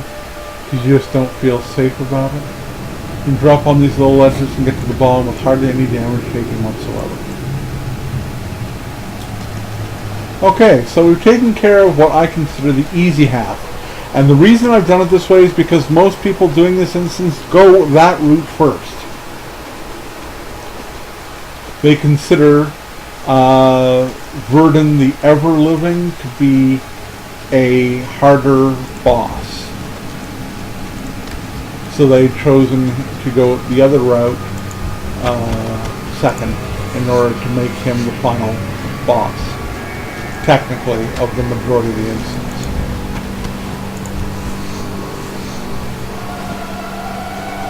Okay.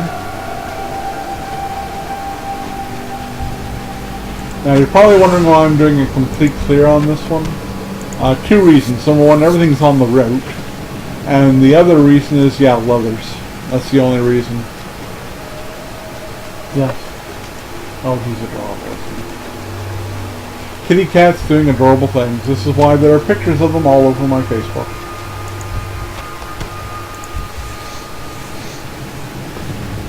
Okay, so we're almost on the bottom part here. Now, as I said before, this area used to be very, very convoluted. Now it's so straightforward it's annoying. Which is not to say this part of the cave that I'm in right now, this very part of the cave, didn't exist.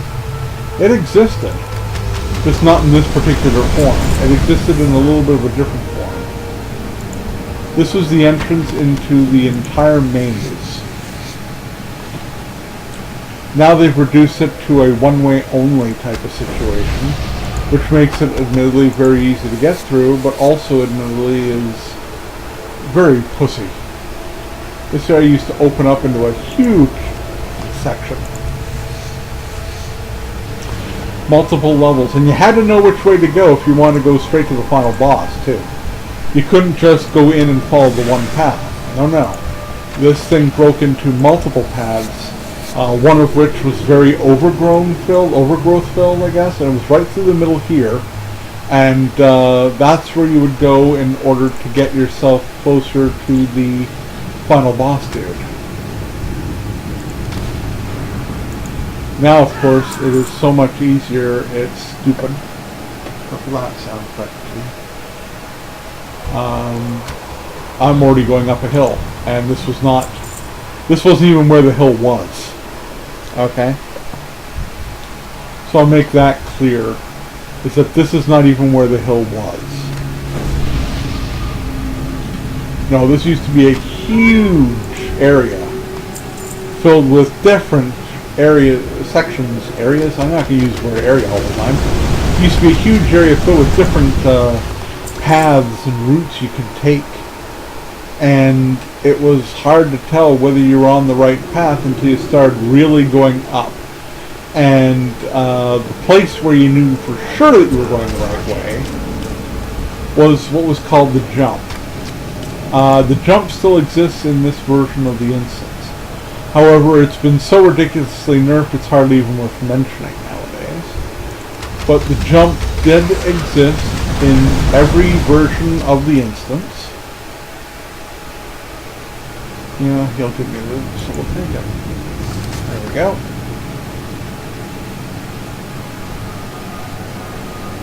The jump told you were going the right way because you had to use the jump to get to the second part of the climb. Okay. So the part I'm in now is part of the original climb.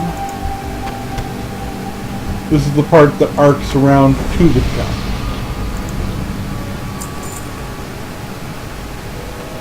Now this is not to say that there weren't areas below this. There was this whole black area here used to be all the spaghetti. It was such a spaghetti-filled instance, and like I say, you had to know exactly where to go to get to the start of it in order to get to here. Now this is the jump. It doesn't look like much because it isn't. The jump used to be from here to over here. Okay? they've brought in the ledge and pulled out the ledge up here to make it so much easier. You could almost walk off. In fact, I think you can now walk off this side and land on this side. But I'm sure you can understand the ramifications. If you miss that jump, you're all the way back down. That's where Scum is down there in that cave, which is no longer that cave. That was the entrance cave where everything branched out. So if you fall down, not only have you fallen down, now you have to find your way again. And if you were one of these poor, unlucky schmucks who was just following everybody else in the cave, hoping that somebody knew the right way, now you have to figure out the right way on your own without any help. Good luck, have fun, see you next year. Because by the time you got around to helping everybody else out again by getting back up to where everybody else was, they're already pretty much done the instance and you just missed a whole bunch of kills.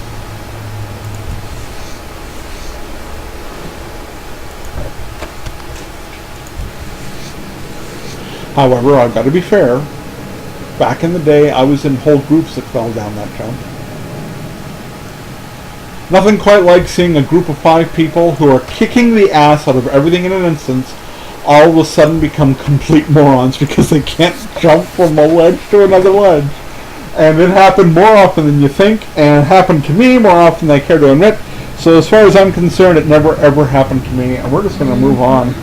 And we're just going to kill the final boss according to the instance. Now see, that said stage complete, right? In other words, I've completed stage 1 of whatever this instance is asking of me. Now, back in the day, that was the end of the quest, and the quest got turned in back at the entrance, and the only other thing you had left to do was kill this boss, which was the final boss. Boom, final boss dead. Okay? And now you've effectively completed the entirety of this instance. All you had to do was know the secret. There's a secret way to get back, and that's by doing a leap of faith into a bit of water, back down to the bottom, and you swim out,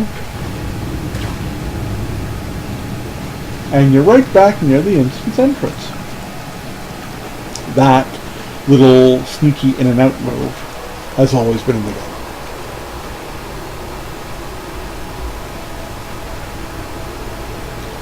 And going back up here to turn in the quests, of course, because it's quest redeemers. This has also always been part of the game.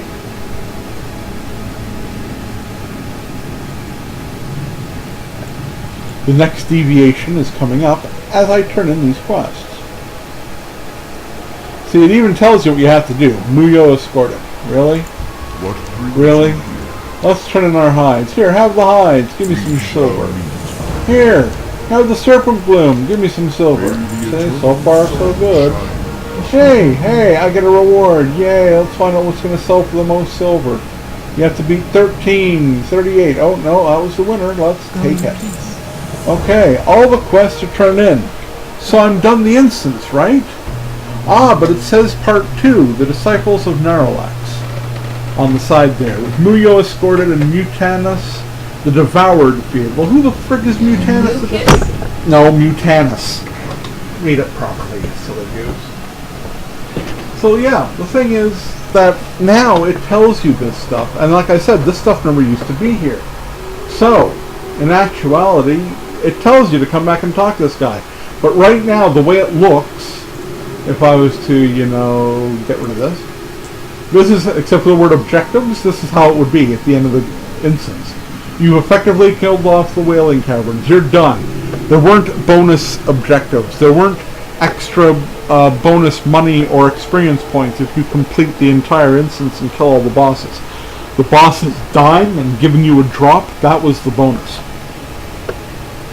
That was the carrot that was on the stick. Not this extra bonus crap. Look at this. I complete this instance, I'm going to get 33 extra silver. That's the new carrot on the stick, and that's what Cataclysm added to the game. So, you'd have to know that you had to talk to this guy. You had to know to ask him to let the event begin. And that's when you get led to the cave back here, which did not have a boss symbol on it, because there was no boss symbols in the game back in the day. You'd be like, oh, This guy's letting me walk around. He's actually doing something. I didn't know this was part of the instance. I'm paraphrasing what I said the very first time I discovered this. Oh wow, so the instance isn't over yet? Oh cool, there's something else. Wow, am I glad I talked to that random guy who just happened to be staying there who I had no reason to talk to in the first place. Boy, am I lucky I looked into that, because boy, I would feel dumb if I had missed the end of the run. I did not know that part of the run was there. Okay, now I'm paraphrasing like a bored little kid, but still, the point is the same. No idea. A lot of players had no idea. There was also a quest to go around and get the eggs from the rafters. That quest is seemingly gone now too. But that quest did exist back in the day. And obviously is no longer. Oh, I didn't even see the third guy. Can't done it. Yeah, that quest is obviously gone too. So I'd mentioned that as well. Blizzard just can't leave a good thing alone. Like the Wailing Cavern sucked, and I really shouldn't complain about the fact that they took the spaghetti part out of it. At the same token, people like myself, man, we ran that spaghetti, man. We did that. We worked on this. We actually learned the path. Why? Because you didn't learn the path, you couldn't complete the instance properly. So it now requires a lot less knowledge to play the game. It requires less memorization to play the game. Now it requires just, blowing through and not talking to other people, and nobody has to explain boss mechanics until you get to Pandaria because it's not important. And even when you get to Pandaria, the only boss mechanics that really have to be explained are for raid bosses. I remember back in the day when doing the Shadow Labs in Burning Crusade meant sitting around with your guild mates, or your party mates at the very least, and discussing the best method in which to kill everything. How best to do these things. Where best to pull the mobs to. Nowadays, people don't know to pull around a corner because there's no need to have tanks pull creatures around corners anymore. It's not a game mechanic that pops up very often because they nerfed how much damage it takes to kill things. Yep. DPS. You want to know how? You really want to know how easy the instances are? Play as a DPS character. Okay. And here's what you're going to learn. And you're not going to take ages to learn it. You're going to learn it pretty goddamn fast. Okay. You ready?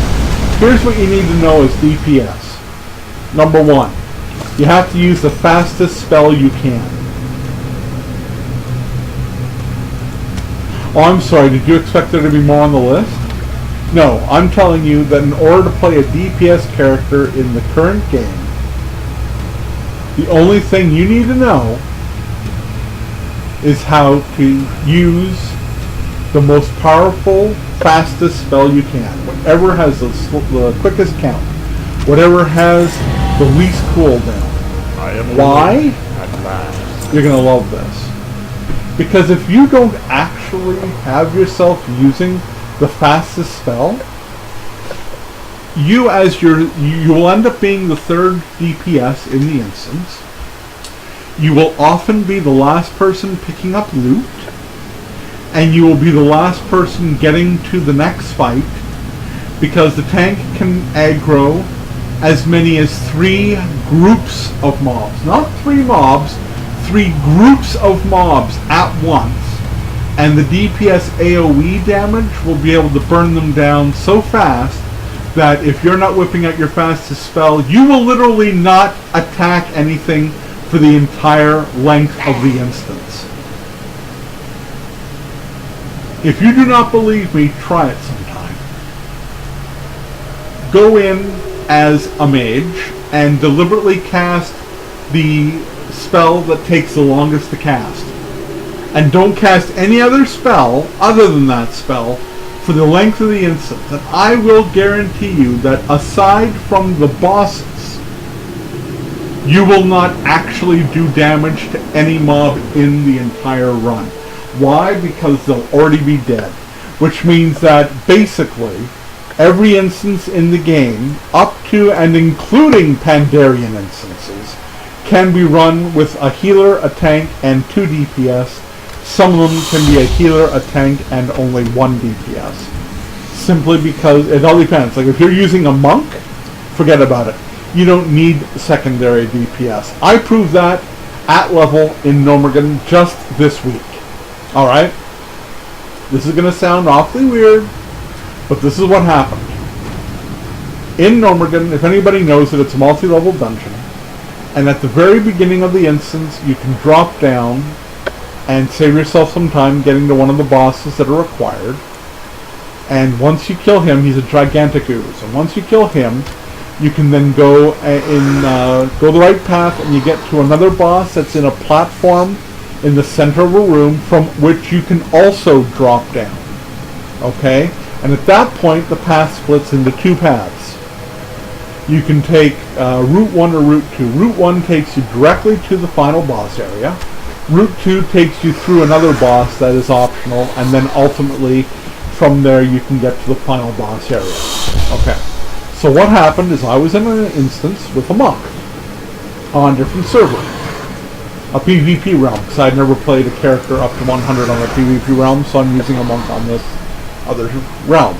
So, we went into the instance, got to the secondary boss, killed that boss, dropped on his platform, and then half of the group, I'll wait till I tell you who was in the group, half of the group went the wrong way. They went towards the optional boss that did not have to be completed to complete the instance. Well, if anybody knows Nomergan, it's a pain in the ass instance, hated universally, because it's such a long, drawn-out slog if you're doing all the bosses. Wife, can you please look up instance number 4, please? So anyway, so we're in this instance, we drop down, and myself and one other character in the instance went the way towards the final boss. Are you ready for this? You're going to love this. It was me and the tank. The tank was a druid, and as everybody knows, even a tanking druid has restorative abilities. So the tank and I went the right way and completed the rest of the instance, just the 2 of us. I am not kidding. It was me and the tank. That was it. Just me and the tank. And we went out and we killed every group of mobs on the way to and the final boss. The final boss! The hardest creature in the entire instance, arguably, should be the final boss. The 2 of us killed the final boss and left the dungeon before the healer and the other 2 DPS even got anywhere near the final boss, because they ended up continuing the wrong route. I don't even know if they downed the other boss. I don't think they had gotten that far when we completed the instance. The wife saw it. Did you not? She's nodding. Yes. Nodding is a very loud way of being able to say things so that other people on the other end of the microphone can hear you. Yes. Thank you. We finished off the entire instance, just the 2 of us. At level. Now, yes, we can argue that I was using heirlooms, and it's possible so was he. But the point is, that's how much they've nerfed the game.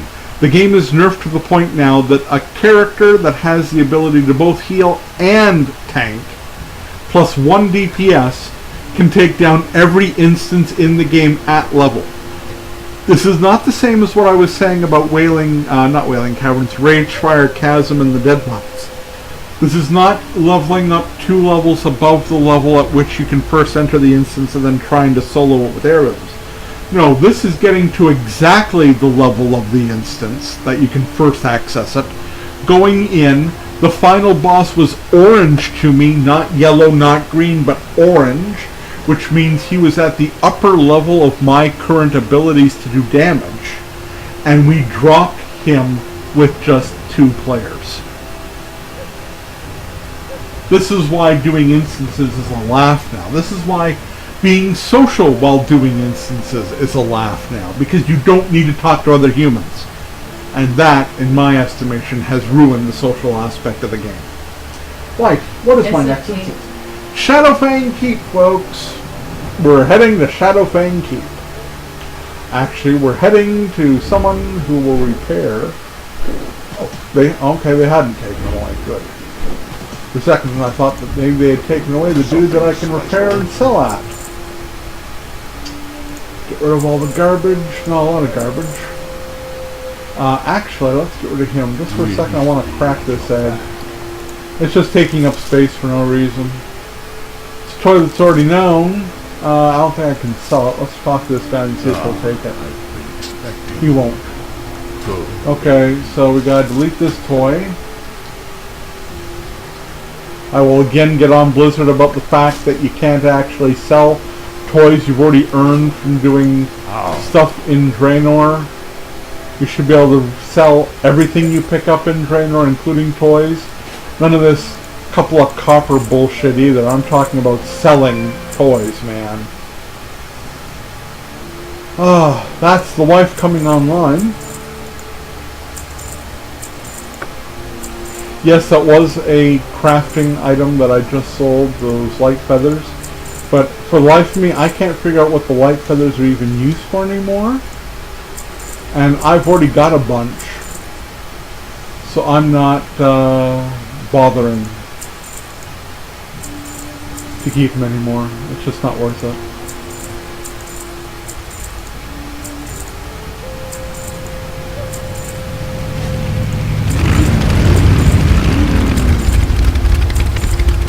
It's a 10-slot bag, but it's soul-bound, so it sells. I have no need. I've got too many characters on this side that have cash. Crocholist meat is a foodie item. I'll sell it. You know what? Any food I'm making is going to be... Ooh, that light hide I can take back though. Any food items that I'm making are going to be Draenor level now. That is one thing that's not worth bothering at, raising up. Moss Saget. I do actually have a jeweler that can deal with that.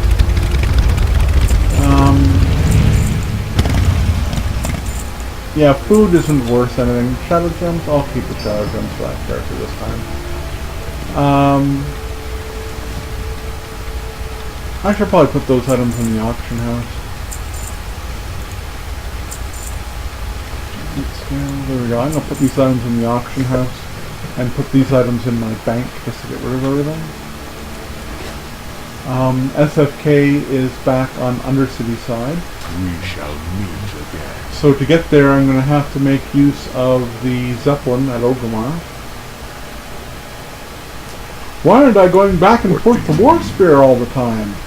Well, because, you know, not everybody is level 100, and I'm showing this to everybody how to get there. How do I get to Ultimate? How do I do that? How? Tell me how. I don't know. How do I get to Zul'Gurub? How do I do it? How do I get to Encourage? I will show you.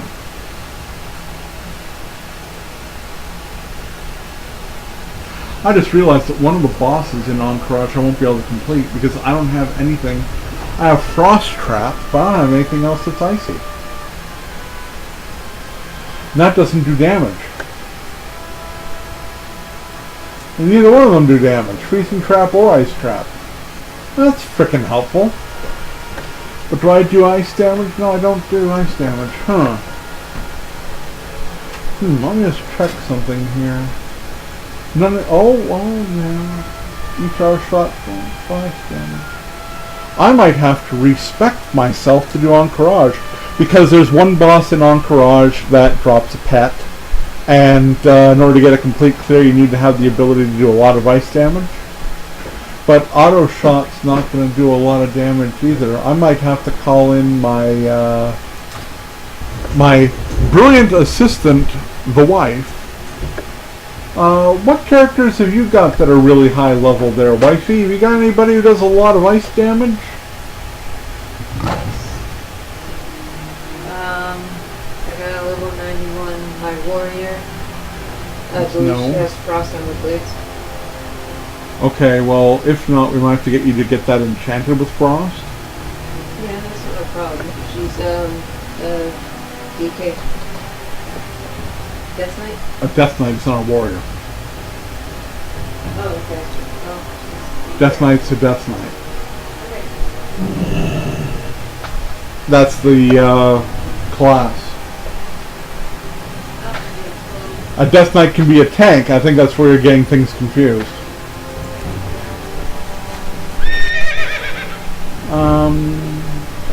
Okay. Oh yes, a bank.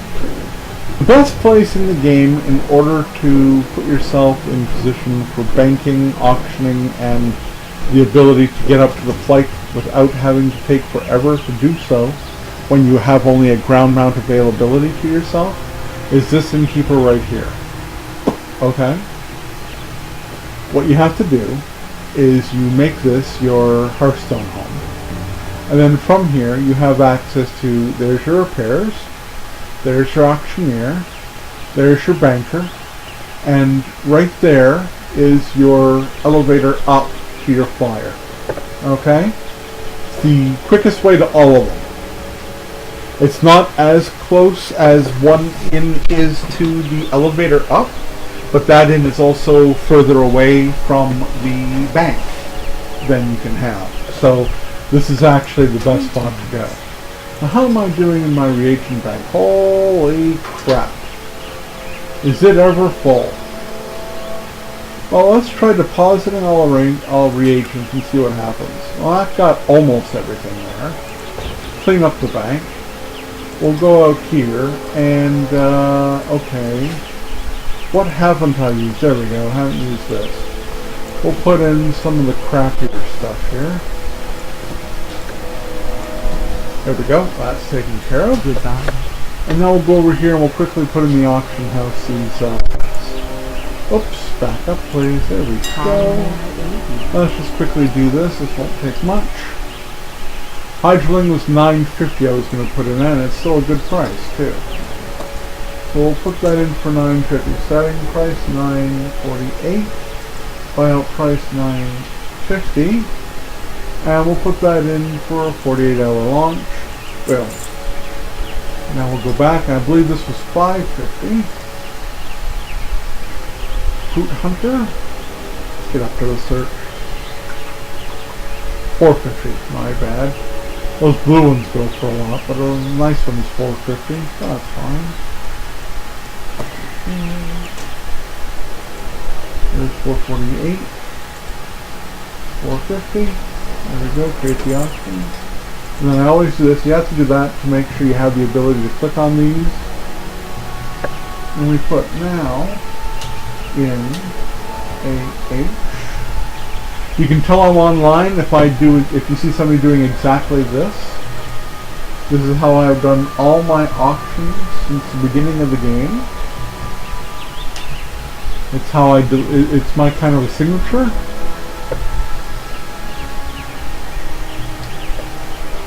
That's how you can tell no matter which character I'm on that it's me, because I always do exactly that. Now in AH, colon, put the item in, the price after, comma, put the next item in, the price after. Okay, that's how you can tell it is in fact got Randy doing this. Alright, so now we're going to head up to the Zeppelin area. That is the...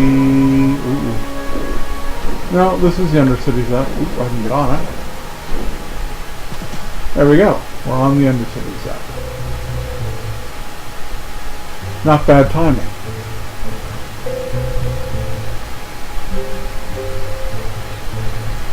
Now again, when these are put on YouTube, they will not have the bits in between the instances. It'll just be the instances themselves. I don't suppose the wife's been tweeting on my behalf about which instances I'm in. Has she?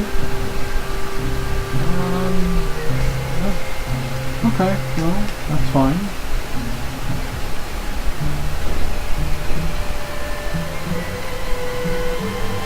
So we're heading to Shadowfang Keep. Shadowfang Keep is a good little instance. If you're on Horde side and you don't go to Orgrimmar, Shadowfang Keep is the first instance you become aware of.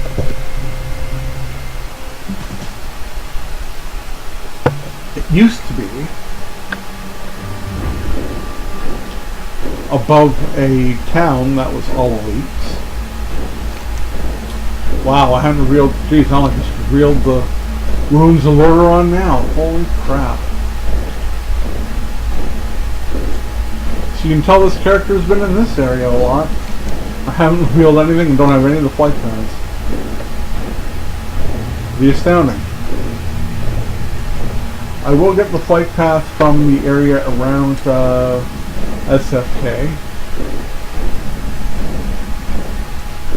Specifically for going into the instance.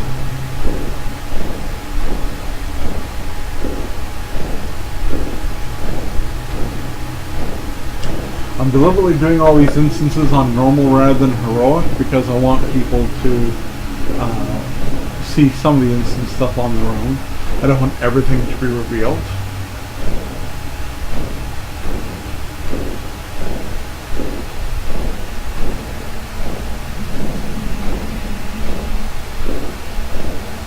Goes against my fiber to fly by a flight path and not actually land and get it. This flight path would be better done by me flying it anyway, due to how crappy the flight path is. Okay, there's SFK right there. There's the instance. But there is a flight path just over here, so we're going to go grab that real quick. Where's the flight path at? I could use my map.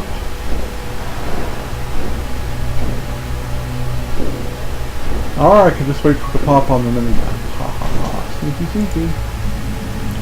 There we go. Alright. So we're heading back over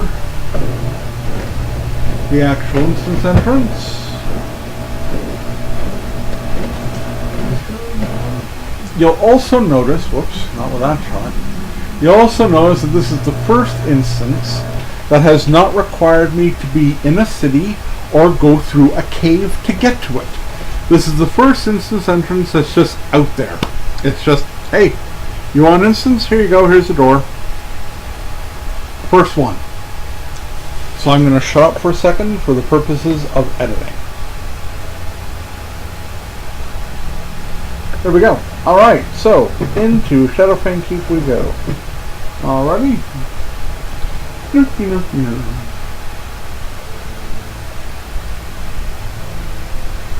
You're also getting a lot of those loading screens. There's a loading screen for every instance that you would never have seen had you not come to the instance. Just in case anyone's interested. Kill the better. Alright. We start in the stables.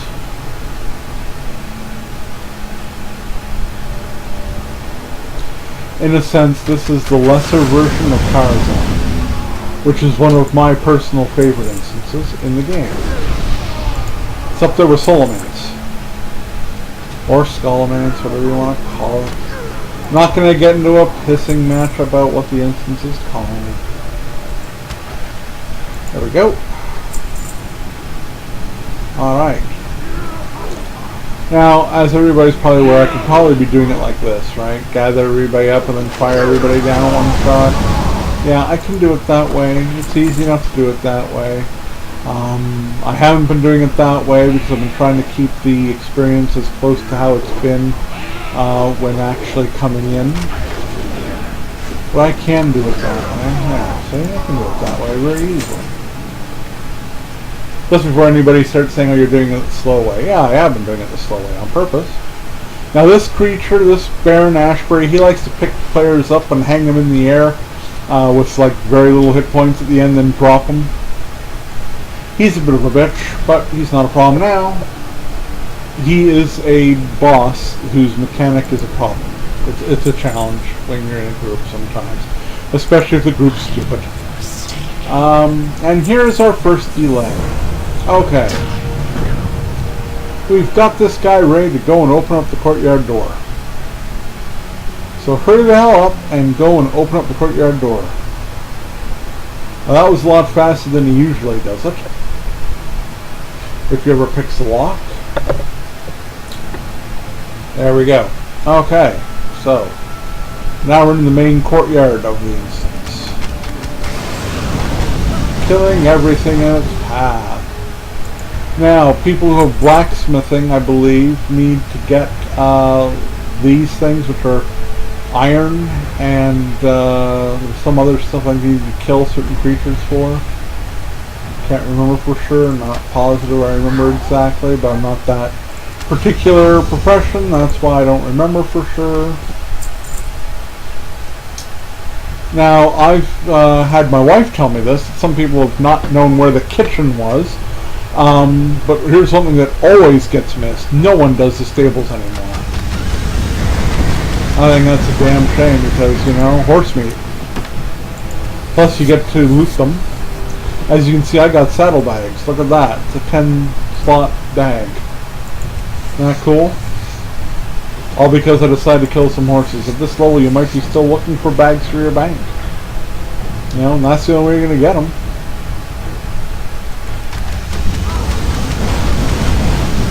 Now, these guys running up the hill, they are a distraction. I'll give you that. There used to be a treasure chest that appeared right here. It's gone. You can see there's lots of the metal for the metal workers still, right? The entrance to the kitchen, however, is right here. Okay, first you take care of some attendants. Ah, here's the chest. They moved it in here. Well, isn't that interesting? Well, it wasn't in combat when I opened it, really. Try opening it again now. Oh my god. Die. Cooks are trying to spoil my broth. There we go, got it open. Excellent. Just in time before I gotta tackle this idiot. Alright, so, as I was saying, first you clear out the kitchen. Then you go to the main dining hall, whereupon there's a boss at the other end. If you pull up the map, you can see there's the boss. Okay? Yes, I'm using the thing that I don't like using because it's not supposed to help you shoot, but yes it does. So there we go. Okay, now see how I've aggroed everybody, but the magic users aren't following me? That's because if I want the magic users to come after me, I have to go back in here and around the corner. See, now look, all the magic users are gathered up in the doorway just like they're supposed to be. See that? And because I had the sense to go around the corner, everything's dead. Except for, of course, the boss. See? Boop to me. Isn't that brilliant? The answer is yes. Now we kill the boss.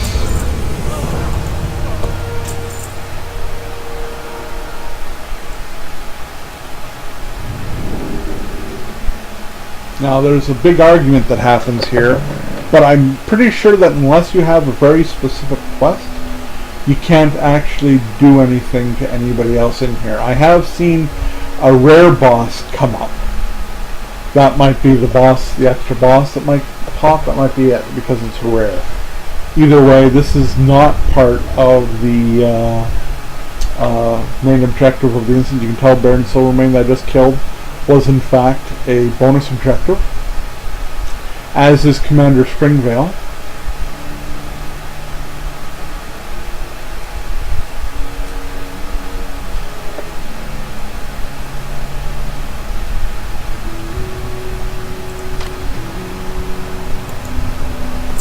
Now, just for point of reference, okay, folks? Up here is this little room. Alright. And after this little room, just so everybody knows, I have a little throne roomy bit here. There's another skeleton dude. Blink. And then you come out this exit. Right here, you're at the top of the ramp. This is the ramp we were looking at. And down here, again, that's the entrance into the kitchens. Okay? So everybody now knows the path. Can't get lost. But you want to go through the kitchens. You don't necessarily need to come this way and kill this group of guys. There's no real reason to do so. Alright. Oh, these guys are of these guys here, so. Yeah, they're dead now. And there's a treasure chest there. If I don't do that. There we go. There's a hidden treasure chest. It's locked. This is the first instance, I think, where you actually have the use of a rogue open up a treasure chest for you. So that's something else that's interesting. That's news. I just set up my chair again, folks, because I got to adjust my tender broken tailbone. Oh, that's pain. That's high quality pain. Oh, that's my shoulder. Okay. Now we're going to continue in.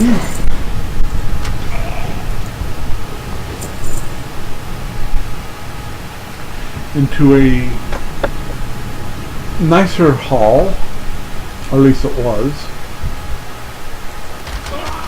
And we're going to be killing off our second boss right here. That's Commander Springvale. He is also not required in order to complete the instance. Okay? He's a bonus objective. You can come through here and just go straight out that door without killing him.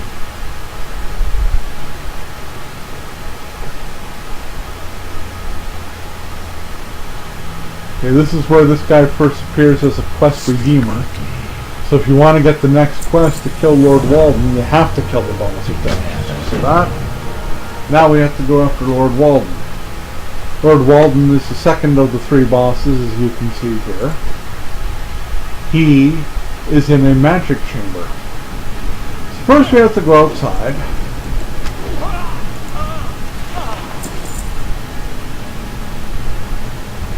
Make our way around.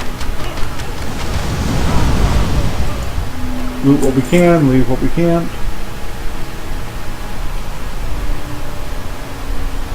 Now this room used to have a boss in it. Used to have a giant bat. No longer is that the case, as you can clearly see. Don't know why they got rid of the giant bat. I believe he was a giant bat at first. Then he became a rare that you had to summon, and now they've removed him completely. Like I said, Blizzard can't leave well enough alone. These gargoyles weren't always here either. I think they were there, then they weren't, then they were.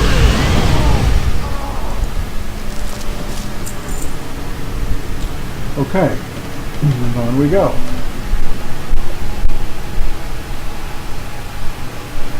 Now we're descending into the, well, it's not a stables, I guess we'll call it a kennel.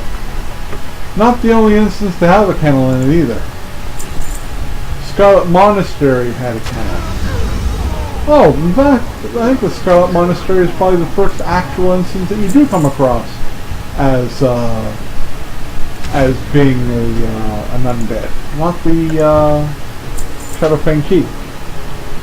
Scarlet Monastery is actually in Tirisfal Glades, which is the opening undead zone. I apologize, folks. I got that one wrong.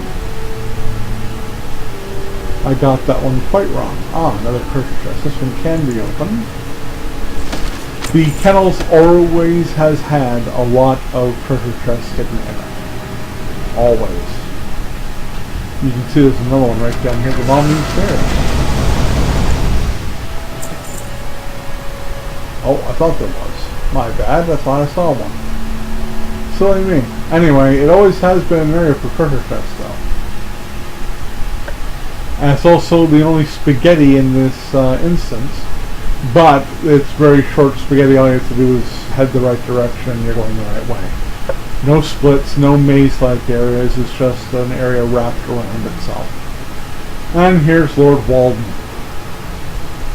Lord Walden's our magic user, our resident magic user. His death summons the Death Stalker.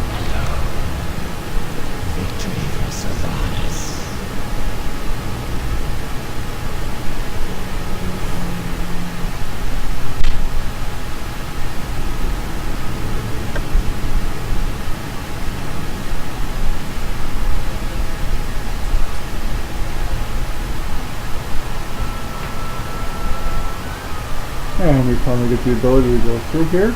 But of course you see that he's popped another quest, so I'm going to turn that in. And get the quest to kill the final dude. Shadowfang Keep has changed much less than any of the other instances we've already looked at so far today. The quest items, like the hidden book, is still down there on the table. Everything about the instance is pretty much the way it always has been. Not much has actually changed, that I can tell. Except for some of the bosses. The next boss, I don't think exists anymore at all. There's, you know, this is just some quotes here. This has changed, of course, due to the story, the Gilneas storyline. But this particular room had a kennel boss, a wolf, a big, giant wolf dude. And now we're waiting. And waiting and waiting for the guy who's going to open the door to come up and open the damn door. Never mind the fact that we can see through it. Never mind the fact that we can tell there's something on the other side of it. No, he takes forever to run up here, and then, if that's not enough, he walks. Right. So this is because there's a new storyline in this instance. Okay.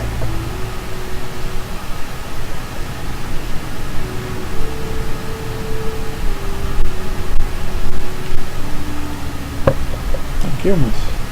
Thank you, Missy. Now, there's a couple of secrets that need to be noted here. Well, actually, not a couple of secrets. There's one secret that needs to be noted. And this is learned via my special technique of jumping first and inching forward. Okay? If you can do that, or if you get good luck, you can do this. What you need to do is jump across here. Now, any character can do that jump. This is especially useful if you're a warrior, because your characters can actually come in here, your party can come in here and avoid killing these pestilent monstrosities. Go straight after Godfrey all by himself without having to resort to being down there. Of course, I'm a level 100 hunter, so I can just do this anyway. But that's the way that you do it to be sneaky. You can go back the same way, although the jump's a little bit harder because you're not doing it from an elevated position. So if you were to do it and miss, you would fall down here and have to fight the two of them anyway. So it's not a big, you know, people are going to want to kill them regardless because not a lot of people know about that jump. But there is that sneaky way to get there. I've been in parties that everybody's known that jump, leapt over and killed Godfrey without having to bother these idiots until after he's already dead. And if they don't already have the, like if they don't have the quest to do here because you're in an LFG, as soon as Godfrey's dead, they'll just leave the instance. So be prepared for that. You could get stuck with having to kill those monstrosities down there without any party help. That's the reason why I'm mentioning that. For those who came with the party and don't necessarily want to hearth out of the instance, I'm now going to show you the fast way out of Shadowfang Keep. First you drop down here. That's taken off the other stairway. That gets you up to that level. Go around here and this takes you to the kennels, where you jump over the side. Oops, jump over the side. There we go. And get out of that. There we go. There we go. Back down. Hey. There you go. And this takes you back over the ramparts, where you jump down again. And you go up the main stairway here. And as you might remember, this is right back at the entrance of the instance. You just have to jump down here. Nice and speedy quick. And just like that, you're back out of Shadowfang Keep. That was the fastest instance we've done so far today, folks. Okay. Oops. There we go. That was Shadowfang Keep. I'm just going to do a little pause here. I didn't do a little pause at the end of Wayland Caverns. I was too busy being on a diatribe at the time, so I'll do a little pause here for the end of Shadowfang Keep. Okay, that being said, or not said as it was because I was being quiet, let's mount up. Moving ahead over to the Forsaken Frontier. There should be someone I can sell to. While I'm doing that, the wife is going to quickly tell me, well, maybe there isn't anybody to sell anything to. Well, I'll head back to the sepulcher. The wife's going to tell me what the next instance I'm going to is anyway. I wouldn't be surprised if it's the Stockades, but we'll see what it is. Almost the Stockades. What's next? Black Bed and Boots. BFD. Okay, that is also accessible through Orgrimmar. So this time, because I have so far to go, I will actually harken back to Warhammer. And then we'll get ourselves over to BFD.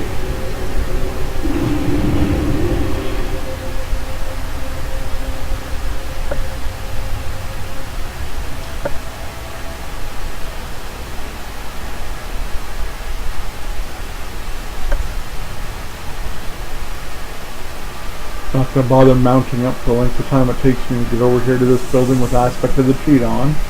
Probably wouldn't be worth it.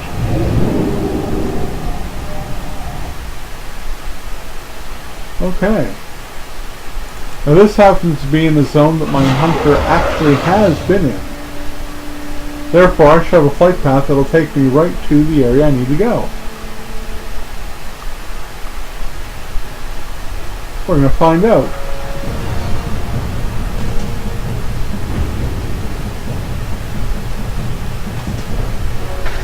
I'm going to sell here though. Vendotron Deluxe, that's on a Zeppel. Let's not do that then. How about I just mount my special mount?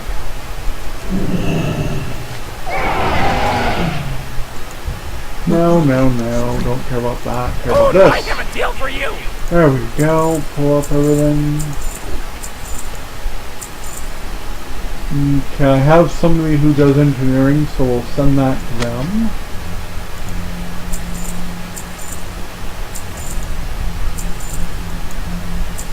I also that's also, is that the same thing? No, they're not. Two different items on two different recipes. Isn't that interesting? 10 slot bag. Actually, turns out I do need bags, but I'm not going to use that. I'll use real bags, manly bags. You know the type. Man bags? No, not man bags. That's not right. I don't want to hear anything about no man bags. Thank you. Ew. Actually. Ew. That's the opposite of something we want to hear about. Man bags? Would you stop talking about those? That's not right. Ew. Hear my story. It's not a story, you're just saying something repeatedly in hopes to make me go, yeah.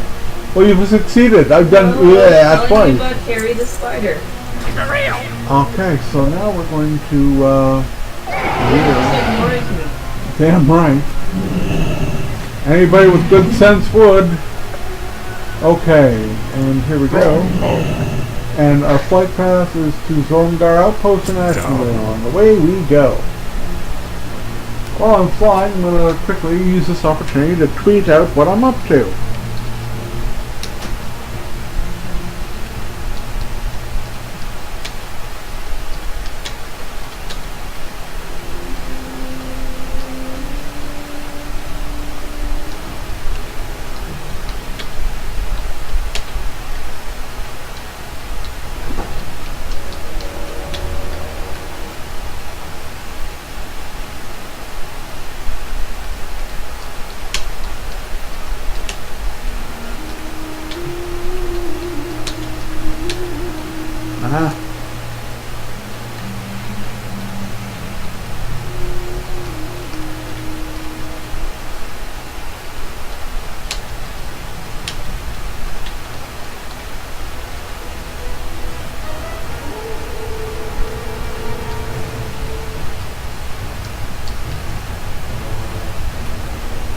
There we go. Nice quick tweet out.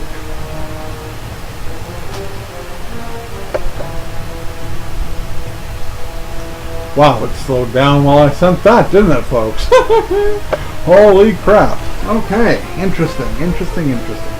So as you can see, when I was doing my questing in this zone, I didn't complete the entire zone. That's clear based on the huge gaps there is in the reveals, but I obviously did do a chunk of this zone before heading into Stone Talon Mountain region. So that is why I happen to have this particular flight path available to me. Now, Black Rock Depths is another one of these instances. Sorry, Black Fathom Deeps. Black Rock Depths, are you kidding me? Black Fathom Deeps is another instance that requires a cave to get to. So, because of that, I will stop outside the cave in order to show exactly where I'm heading, and then from that point we will head down into the cave and get ourselves into the instance. Ah, good old Thunder Peak. One of the nicer additions to the Cataclysm. Thunder Peak and the boss on top of it. What do you get for heirlooms? Horde heirlooms. Okay. If they're guild heirlooms, you buy them off of any of the guild vendors. You can buy them in Orgrimmar, you can buy them in Undercity. Orgrimmar's guild heirloom vendor is the guild vendor that you find to the left side outside Grommash Hold, which might be now called Vol'jin Hold. It's the big central hold in the Valley of Honor. In the Undercity, the guild vendor can be found in the center of the city on the ledge opposite the cook training ledge near the bank. Okay, the bank is central, and there's two ledges in that room up on the sides. One of them's the cooking, the other one is the guild dude. If you're looking for the non-guild based vendor, for that you go to the Undercity. This is the reason why I'm telling you about the Undercity one. The Orgrimmar guild vendor is the one that most people go to, but I'm mentioning the Undercity because that's where you go for the other one. It's in the Rogues Quarter. I am going to pull up the map and show you exactly where. Okay, Azeroth. Undercity. I said Undercity. I said Undercity, damn it. Okay, here's the Rogues Quarter, right about here. Okay?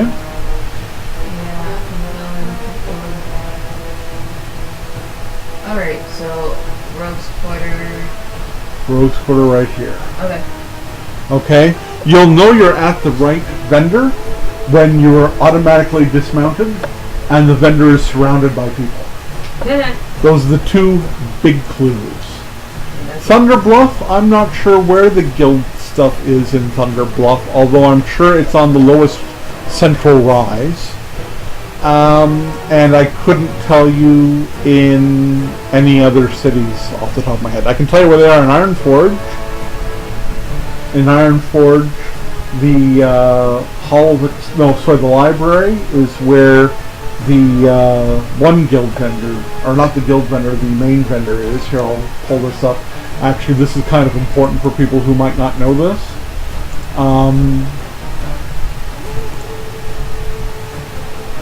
Where's Ironforge? There it is. Okay, here's the center. There's the Hall of Explorers. The library's back here. Okay, he's right there. Right on this side of the library. To get your guild stuff, this building right here, you have to go up the stairs to go in, and then down the stairs to the guild dudes. And that's where you buy all the guild items. It's great that I'm showing people this on the part that's not going to be anywhere other than Twitch. But, you know, shit happens. I think I already discussed that stuff in my main feeds anyway, so whatever. Anyway, okay, so we're on the Zoram Strand, and we're heading towards these ruins over here. And this will actually get us to where we need to go to get into Black Fathom Deeps. By the way, was that a question of yours, or was that a question online? No, that was me. Oh, okay. Well, then I'm glad to help you, wifey.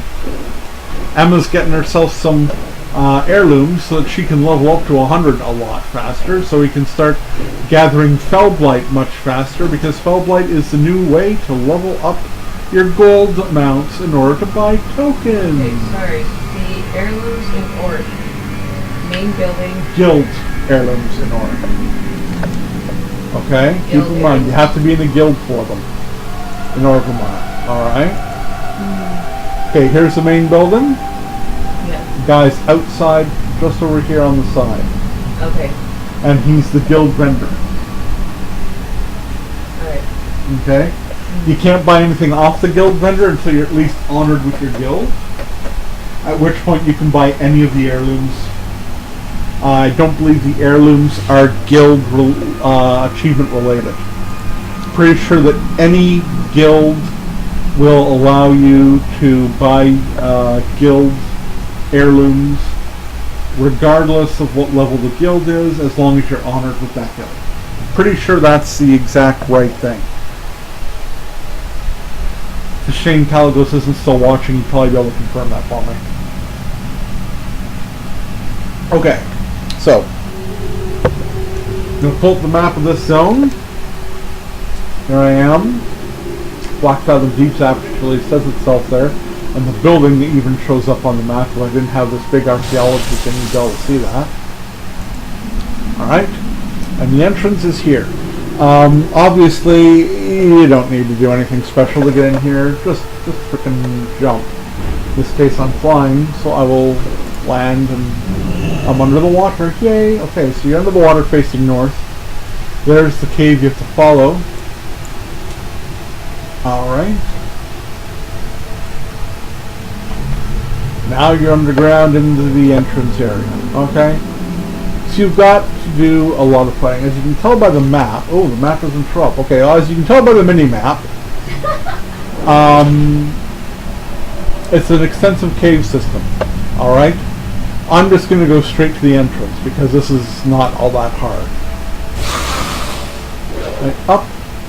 Okay? When you're doing quests here, you have to gather things en route if you want to do some quests on the way in. And I'll leave that to those who are doing the quest. I actually did the quest. These crystals are the quest items. And killing some of these dudes are quests as well. I did those quests when I was leveling up, so feel free to check out my videos on YouTube on the Gutren channel.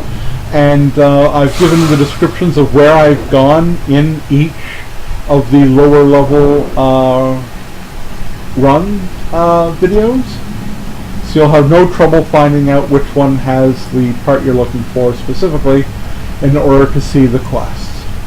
Here I am at the entrance, so here we go in. Okay.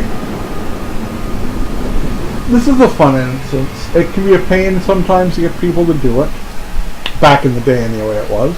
Hey man, help us! The Twilight's Ham would be fixing to sacrifice our green hides. Sounds like someone needs me to complete a quest for Stay them. away from the voodoo. Now, this is one of the first instances that really benefits from using this particular ability of popping up the bosses where they are, okay? And the reason why it is because this central area has a bunch of exits. Exit, exit, exit, exit. Big open area, kind of exit, exit, exits. Okay? And the fact that you can pull it up on the map to see where you have to go and where you don't have to go helps.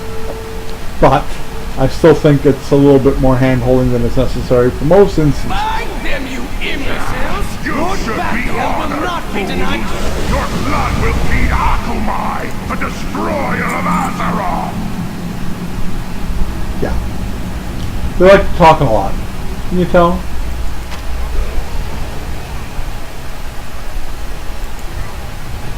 See that? We saved some dudes. Don't you feel better about yourself? I mean, don't you? Move the prisoners.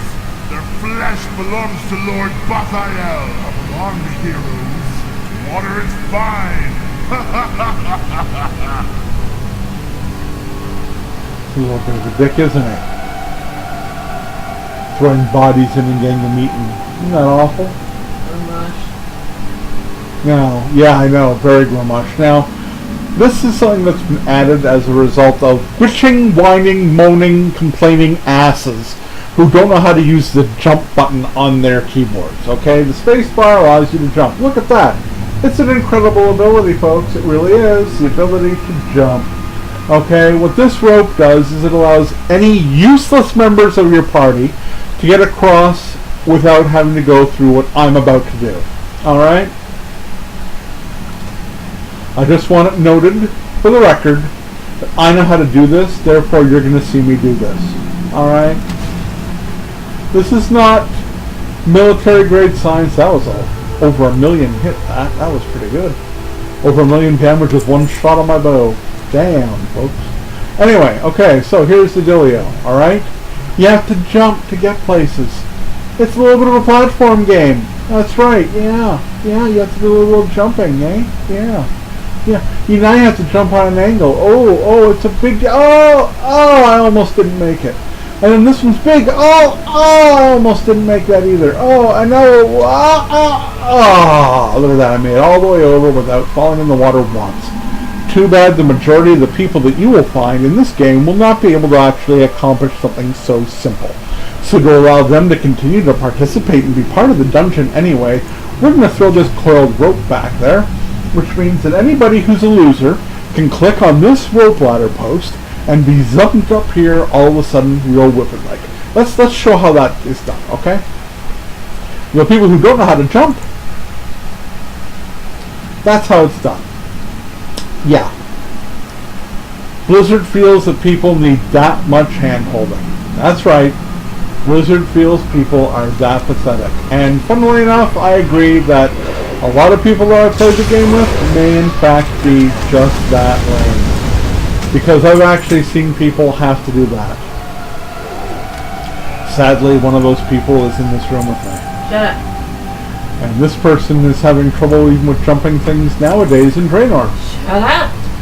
But I digress after embarrassing Emma. That's Emma Ray, E-M-M-A-R-E-Y-H, on the Agrimar servers playing a warlock. Shut up. Soon you will be under my power. Then I shall unleash your fury on these meddling heroes. Wait, it's too soon! You do realize that you have to sleep in the same room as me, right? I do. Sadly, I do. You brought it upon yourself, just remember that later. Now this tortoise armor, not the only drop from the boss there, but one of the better ones. I believe this boss dropped shield as well. Not entirely sure, so I'm not going to assume it. Okay, so we want to go to the northwest exit in order to get to this boss. See, even I'm even using that. See that? I'm even using it to make sure that I don't go the wrong way. Oh, please, you must save Wow, the others before 1.4 Dominus sacrifices them. Well, we're gonna go that way. Yeah, because this direction's the right way to go, right? So don't worry. I'm heading this way now. Relax.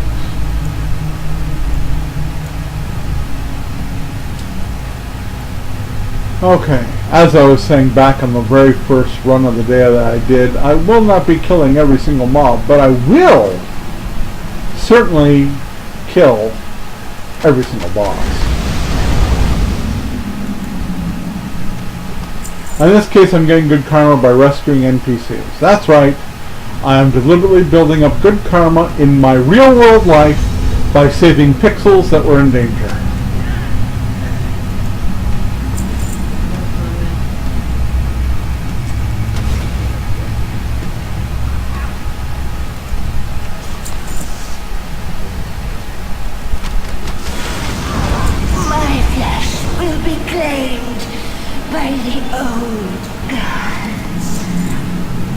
Maybe it will, maybe it won't.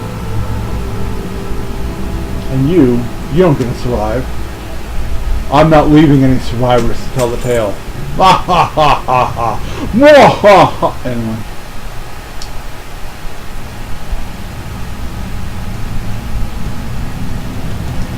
Okay, so we're back in the water again. Back in the water again. Sorry.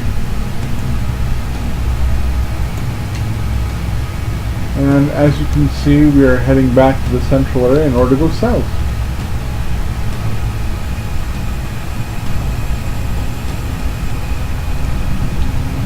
Go.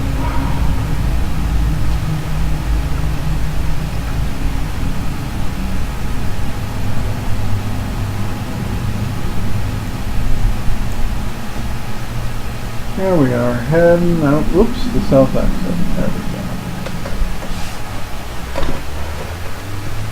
Okay.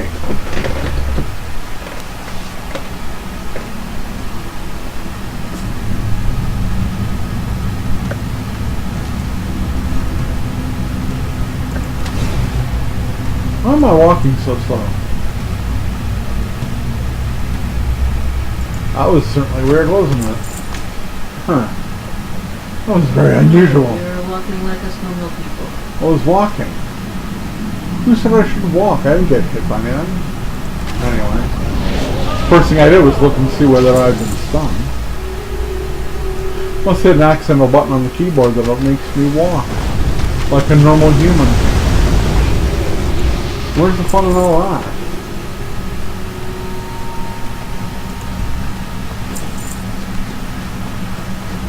Okay, so you can see we're sweeping to the next area, to the next boss. Now you can kill these things.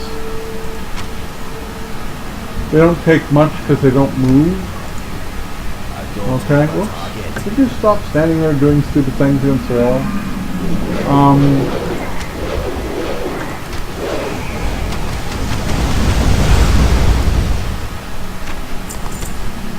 They're avoidable, but people end up killing them anyway. I guess it's a rep thing. Or it's a let's make sure anybody who dies doesn't get lean thing. I'm not sure. Not a big deal.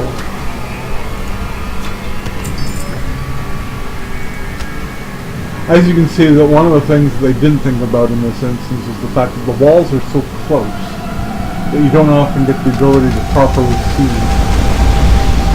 I mean, look at this, my camera keeps going into the stupid ceiling. Okay, our next boss. This guy likes to summon a bunch of stuff. You can see them around the edges, but I don't like him summoning a bunch of stuff. Kill them. See, does all that crap. It's not a big deal.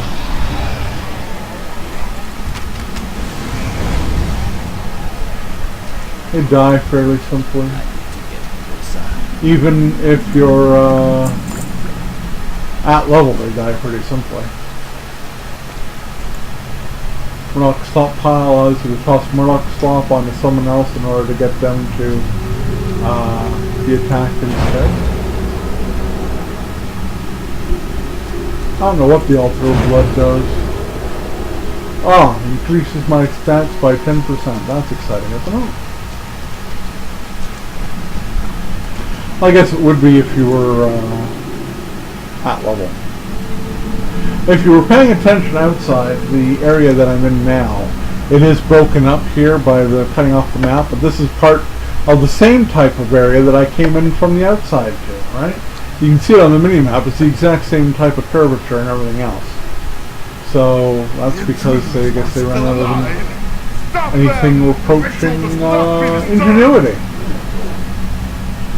So you can't actually kill him. Doesn't that suck? The answer, of course, is yes, that sucks. And we'll kill that as I say we did.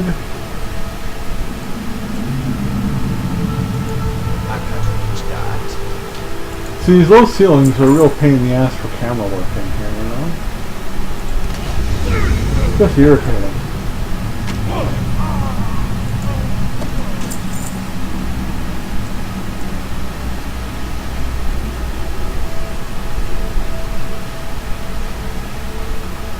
And you'll see that we've moved maps.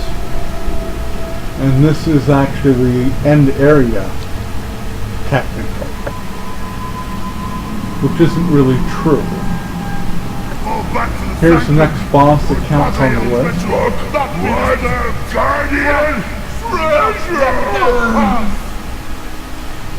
Okay, Executioner Gore is still hurting people out there.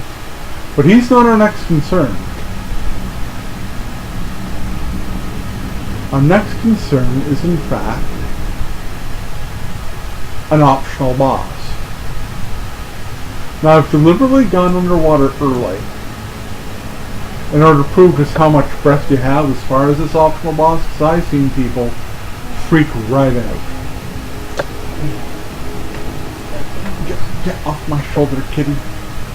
I've seen people freak out about how long it takes to kill this boss and everything else.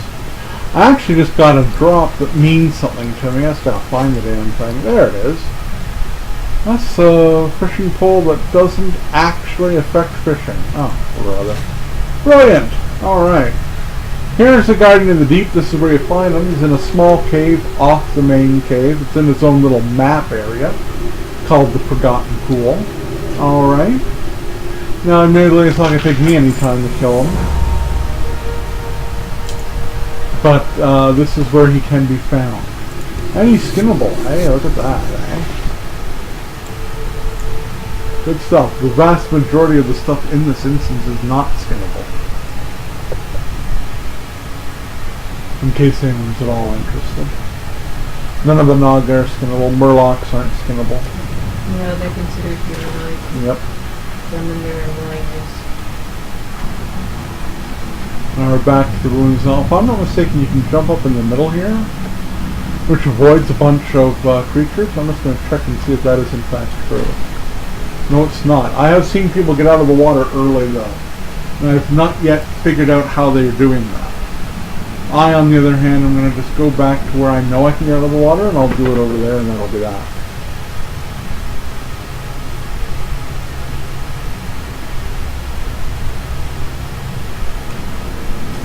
One little secret that I will give you is the fact that you don't have to go down in the ditch. See this area down there? You don't actually have to go down there. You can stay up here. Oh, maybe they've changed. Oh, they changed that too. They've changed that, so you can't jump that anymore. Oh, that sucks so much. There's a treasure chest. You can only get if it's rogue that you're playing. Huh. Okay. You're very cute, but you have to go over there now, baby. There. This already just taking care of some kitty cat issues. You know how those cats are, you know. Alright. I delayed you long enough.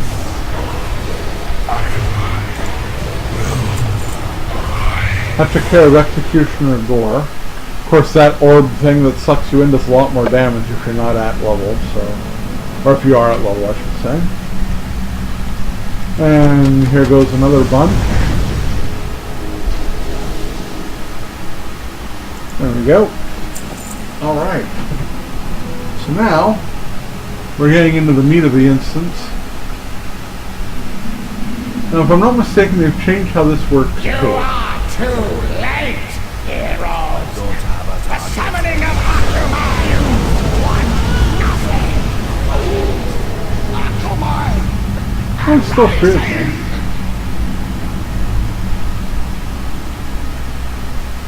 I kill him already? Yes, I did. Still got feared though. There we go. Now, that should be everybody looted.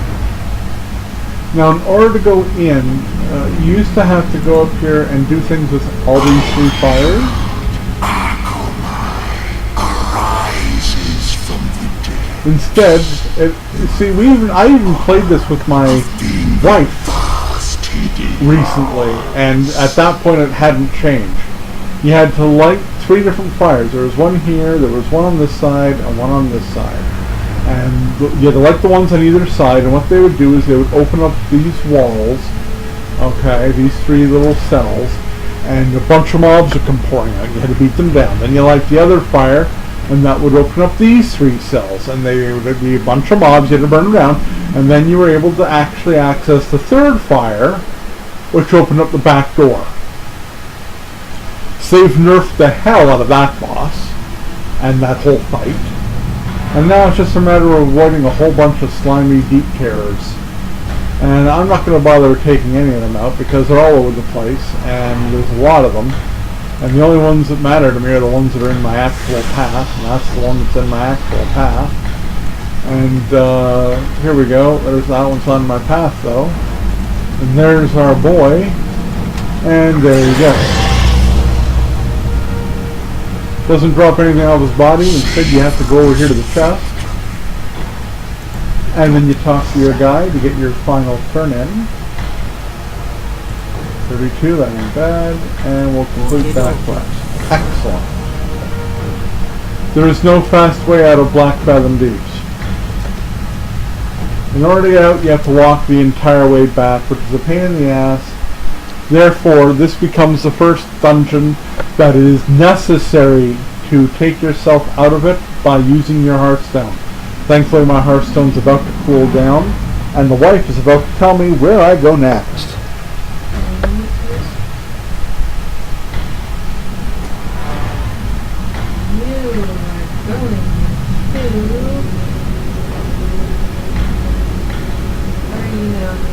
Black Fathom Deeps. You are going to the stockade. Which means I'm about to get an all-expense paid-for trip to Stormwind. Yes. Tour the castle towers. Land accidentally in the city and get destroyed by guards who wanted mail to your face. Everyone, come on, come all to Stormwind. A lovely time is had by everyone. Now, the stockades are obviously going to be the biggest instance to this point that you're not going to want to access via going in full frontal assault. Okay? I, on the other hand, have no such problem doing that because I'm level 1 freaking 100. So, what you're about to see me do is not advised for players to actually do if they're at level. I just want to put that disclaimer on everything that's about to happen. That disclaimer is kind of important. Oh, I can learn that myself. Well, then I will. Haha. Yes, this actual move that I'm about to make is not something that should be done if you're at level. You will not survive. I'm not strongly advising that you don't do it. I'm flat out saying don't do it. I'm saying you do it at your own risk, and Gutrend was there to tell you not to. So if you decide that it's a good idea to make this attempt, then you are at your own peril. Yep. Yeah. Do so at your own peril. Because it's not going to be fun. Murloc fins, those are for Murloc fins soup, which we're not making. Yeah, you will get killed. There is no question at all. You will get killed. You will die.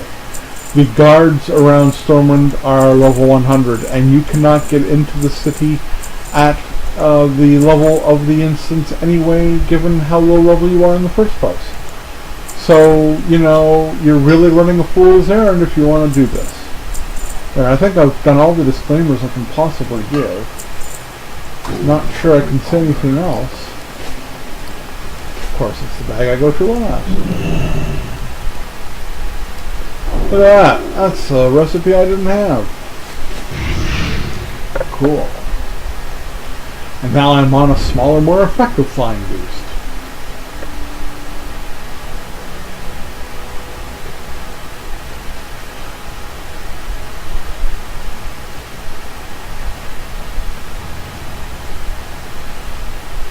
Ah, look at that. Perfect timing.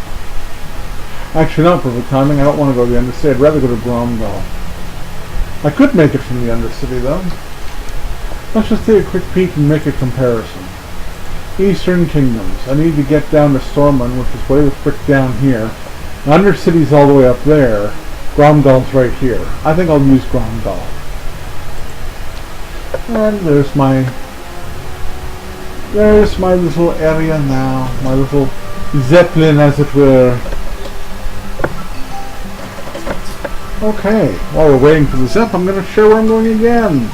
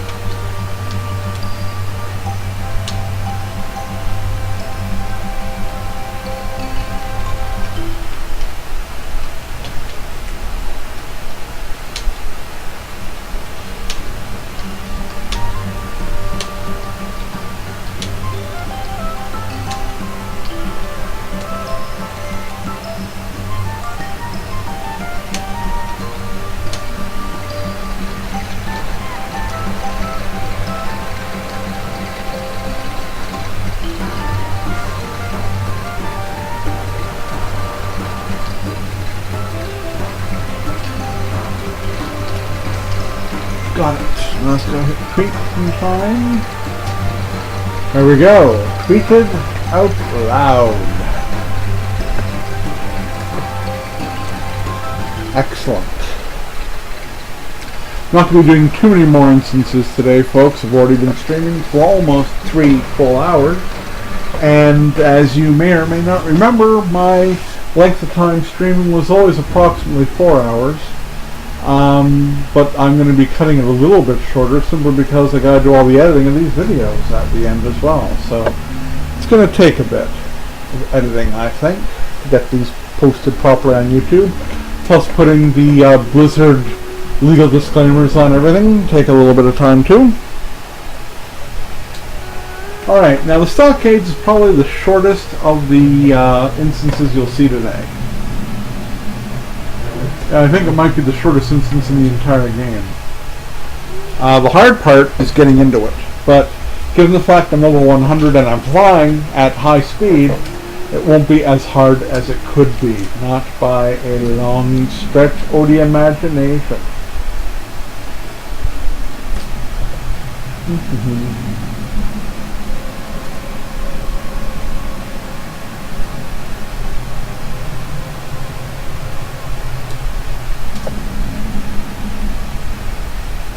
There you go, flying over Raven Hill.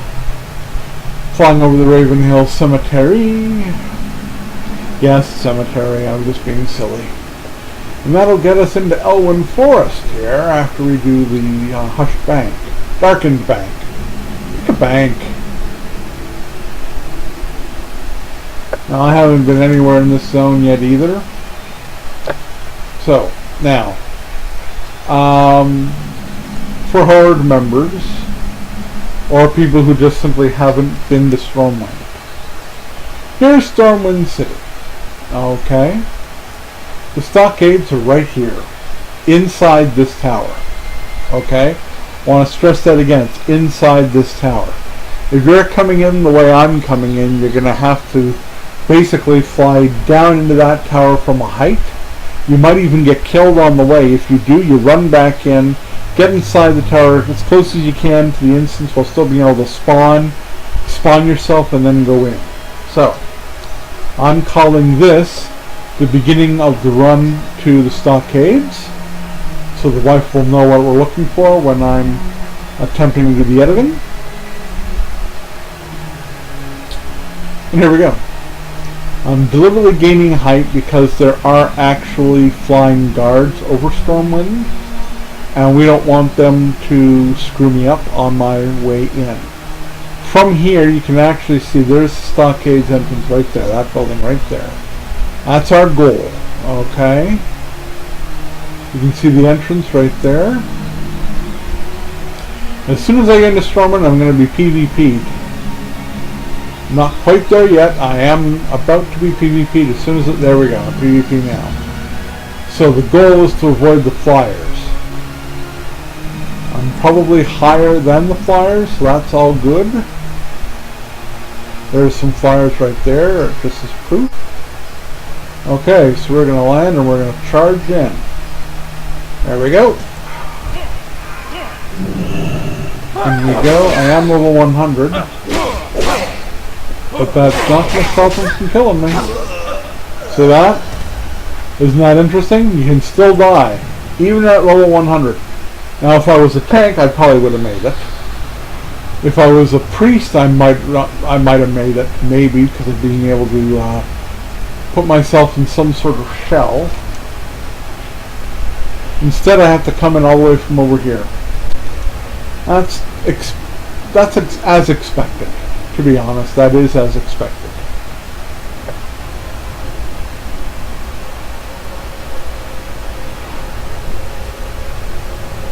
So even though this isn't exactly showing you the instance, it is showing you the mechanics of going to the instance at level 100 and showing you where it is, etc., etc. Therefore, this is going to be part of the video on YouTube. So hello to everybody on YouTube who's watching this.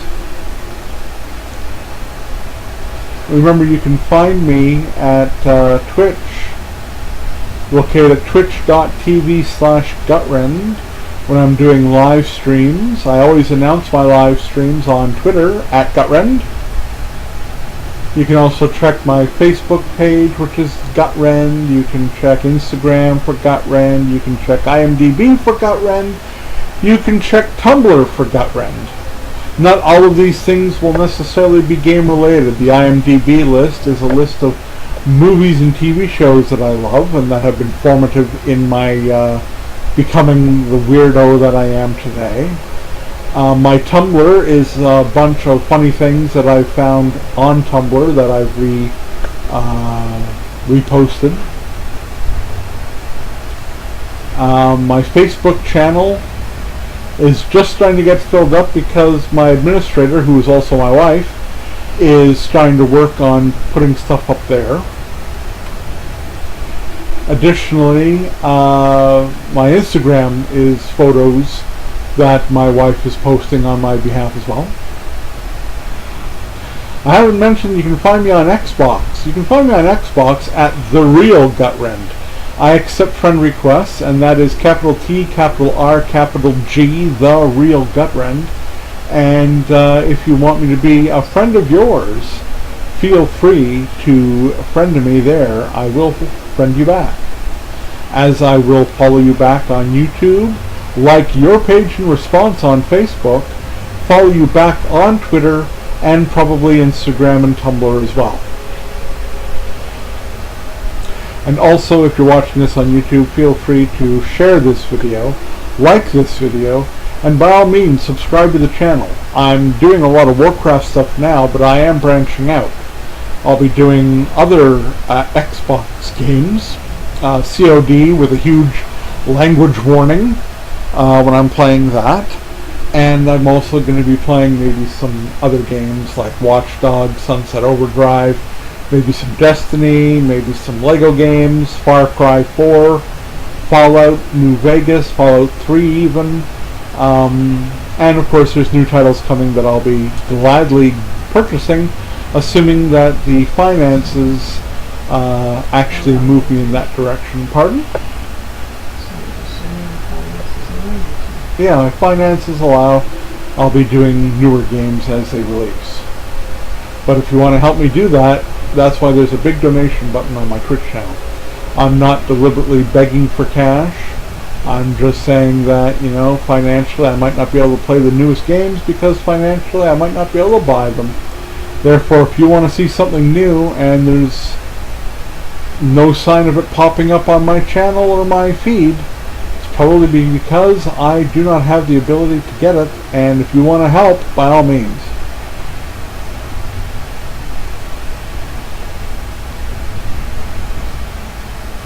Alright, we've now taken the ground route to get to the stockade, so everybody was paying attention to the map. And we're going to spawn ourselves right at the entrance. And now we are in the instance. There we go. Welcome to the Stockades. The Stockades is easily the shortest instance in the entire game that I'm aware of anyway. 3 bosses, no waiting. In order to actually do the instance properly, you should clear every one of the rooms. But even if you were to do that, that's only 18 rooms plus the 3 bosses. So even if you're going to do a full clear, it's still not going to take you very long.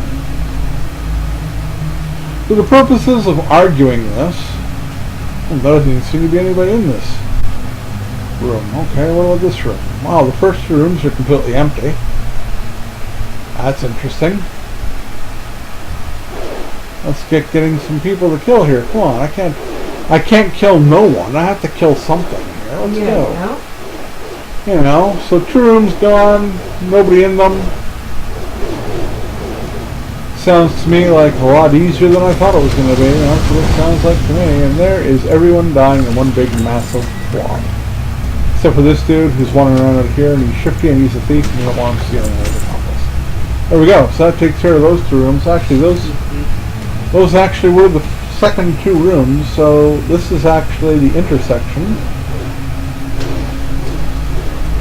wherein we find the first boss. Now the first boss likes to teleport around when you're doing damage to them, okay? However, he's not going to be able to do that today because I am too overpowered. Therefore, he will bow in front of me like the bitch that he is, and I will loot everything. There we go. See how easy this instance is when you're capped? Admittedly, it's easier than it should be, because I'm capped. We're going to save Hogger last. Okay, Hogger is the big final boss. We're going to deliberately go to World of Warcraft. Alright, so that means going this way first.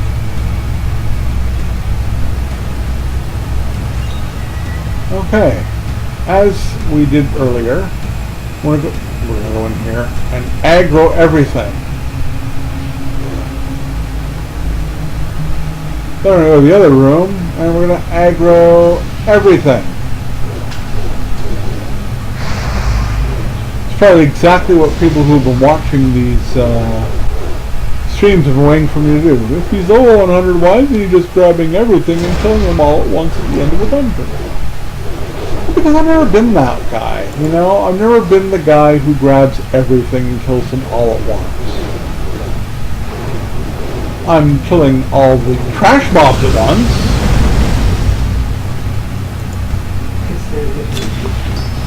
Because they're trash mobs and they need to die in large quantities. All at once, for no apparent reason, yes. And we're almost done this area now.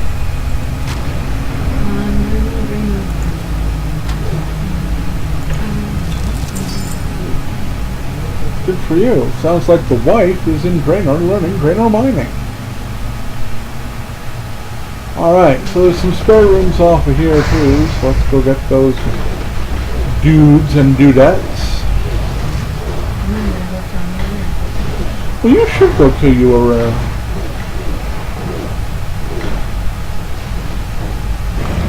Into the other room, grab all the mobs here.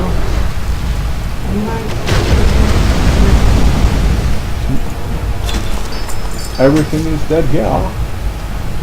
Except for this dude who just didn't want to come into the room. Well, if he thought that was going to spare him, he was wrong. Lord Overheat, you need to buy it. There we go. Fire extinguish. And we'll just finish off this room real nice and quick here. There we go. Alright, that takes care of this entire branch of this instance. We're going to head over to the other branch of this instance. Just going to check my monetary. I'm at 279 gold. That's not a lot. I've been using my gold to do things, you see.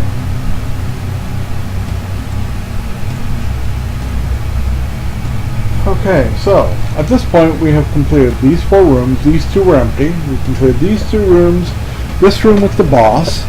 These 4 rooms in one shot. These 2 rooms with one shot, the boss and the room behind him. So now we're heading to these 4 rooms. We'll grab these 2 rooms, depending on where Hogger is staying. We'll have to be able to grab the room behind them. And we'll burn them down. We'll be done the instance. That fast. Just that fast.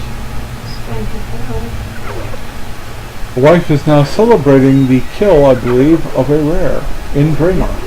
Same level too. Cool. What level are you? Anyone? Oh, what level? What type of character are you playing? I am playing a warrior DPS. Dual wielding 2-handed weapons. Very much a badass. Yes, indeed. That's right. If people know their mythology, they'll know the way. And what's the name? Who? Callisto. Callisto. Yes. Understood. Freaking fun. Yes. See, I know you know it. But that's a big given. But that's also real world lore rather than actual lore in the game. When you say lore when you're playing Warcraft, you mean in-game information. So there. There you go.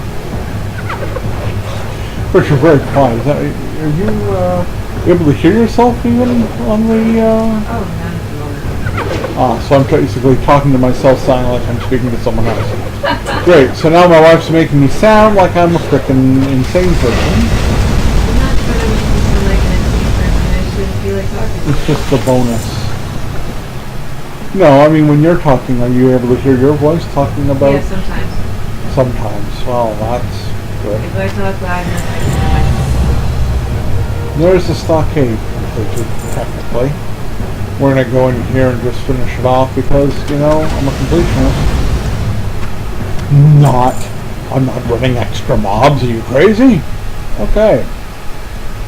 So as you can see, we've completed the interior of the stockades. Now the question then becomes, how do you leave? Well, I'm not going to do anything special. I'm going to hearth. Unfortunately, the only hearth I've got the ability to do right now is going to be to my garrison, which means that this is a perfect time to stop today's runs.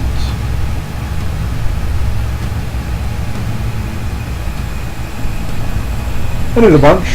How many did I do? 5 or 6 runs? Instances? 6 instances. That ain't bad, folks. That's a good start. 6 videos in a day. For people on YouTube. That ain't bad at all. Sorry about the humming. That's the electric chair that's doing its work for me. There we go. Oops, that's a little way too high. There we go. Alright. So, as you can see, we're ending back in my garrison. I will be heading out from here again on the next stream. Of course, the people who are watching just the instances will not be seeing the majority of the stuff in between the instances themselves. Therefore, they will be missing out on all the boredom. For them. But that is how the cookie crumbles. So I'm going to go ahead and edit these videos for consumption on YouTube. I hope everybody has had a good time watching these little videos. If you're seeing this in its entirety on Twitch as a whole highlight, then feel free to, as I said, like me on Twitch and keep coming back and seeing what I stream next. Best way to keep knowledge of what I'm doing next is going to be going to my Twitter account, Gutrend, and follow me there, and you'll find out when I'm streaming next, what I'm streaming, and hear about me as I go live. Alright folks, have yourselves a good day. These videos will be on YouTube momentarily, and I'll be streaming again. Let's see, today's Thursday, yes? Is today Thursday? I think today's Thursday. Today's Friday, just like I said. So it'll either be on the weekend or the 27th, Monday. Okay, so take care folks, and we will talk to you next time. May all your hits be crits.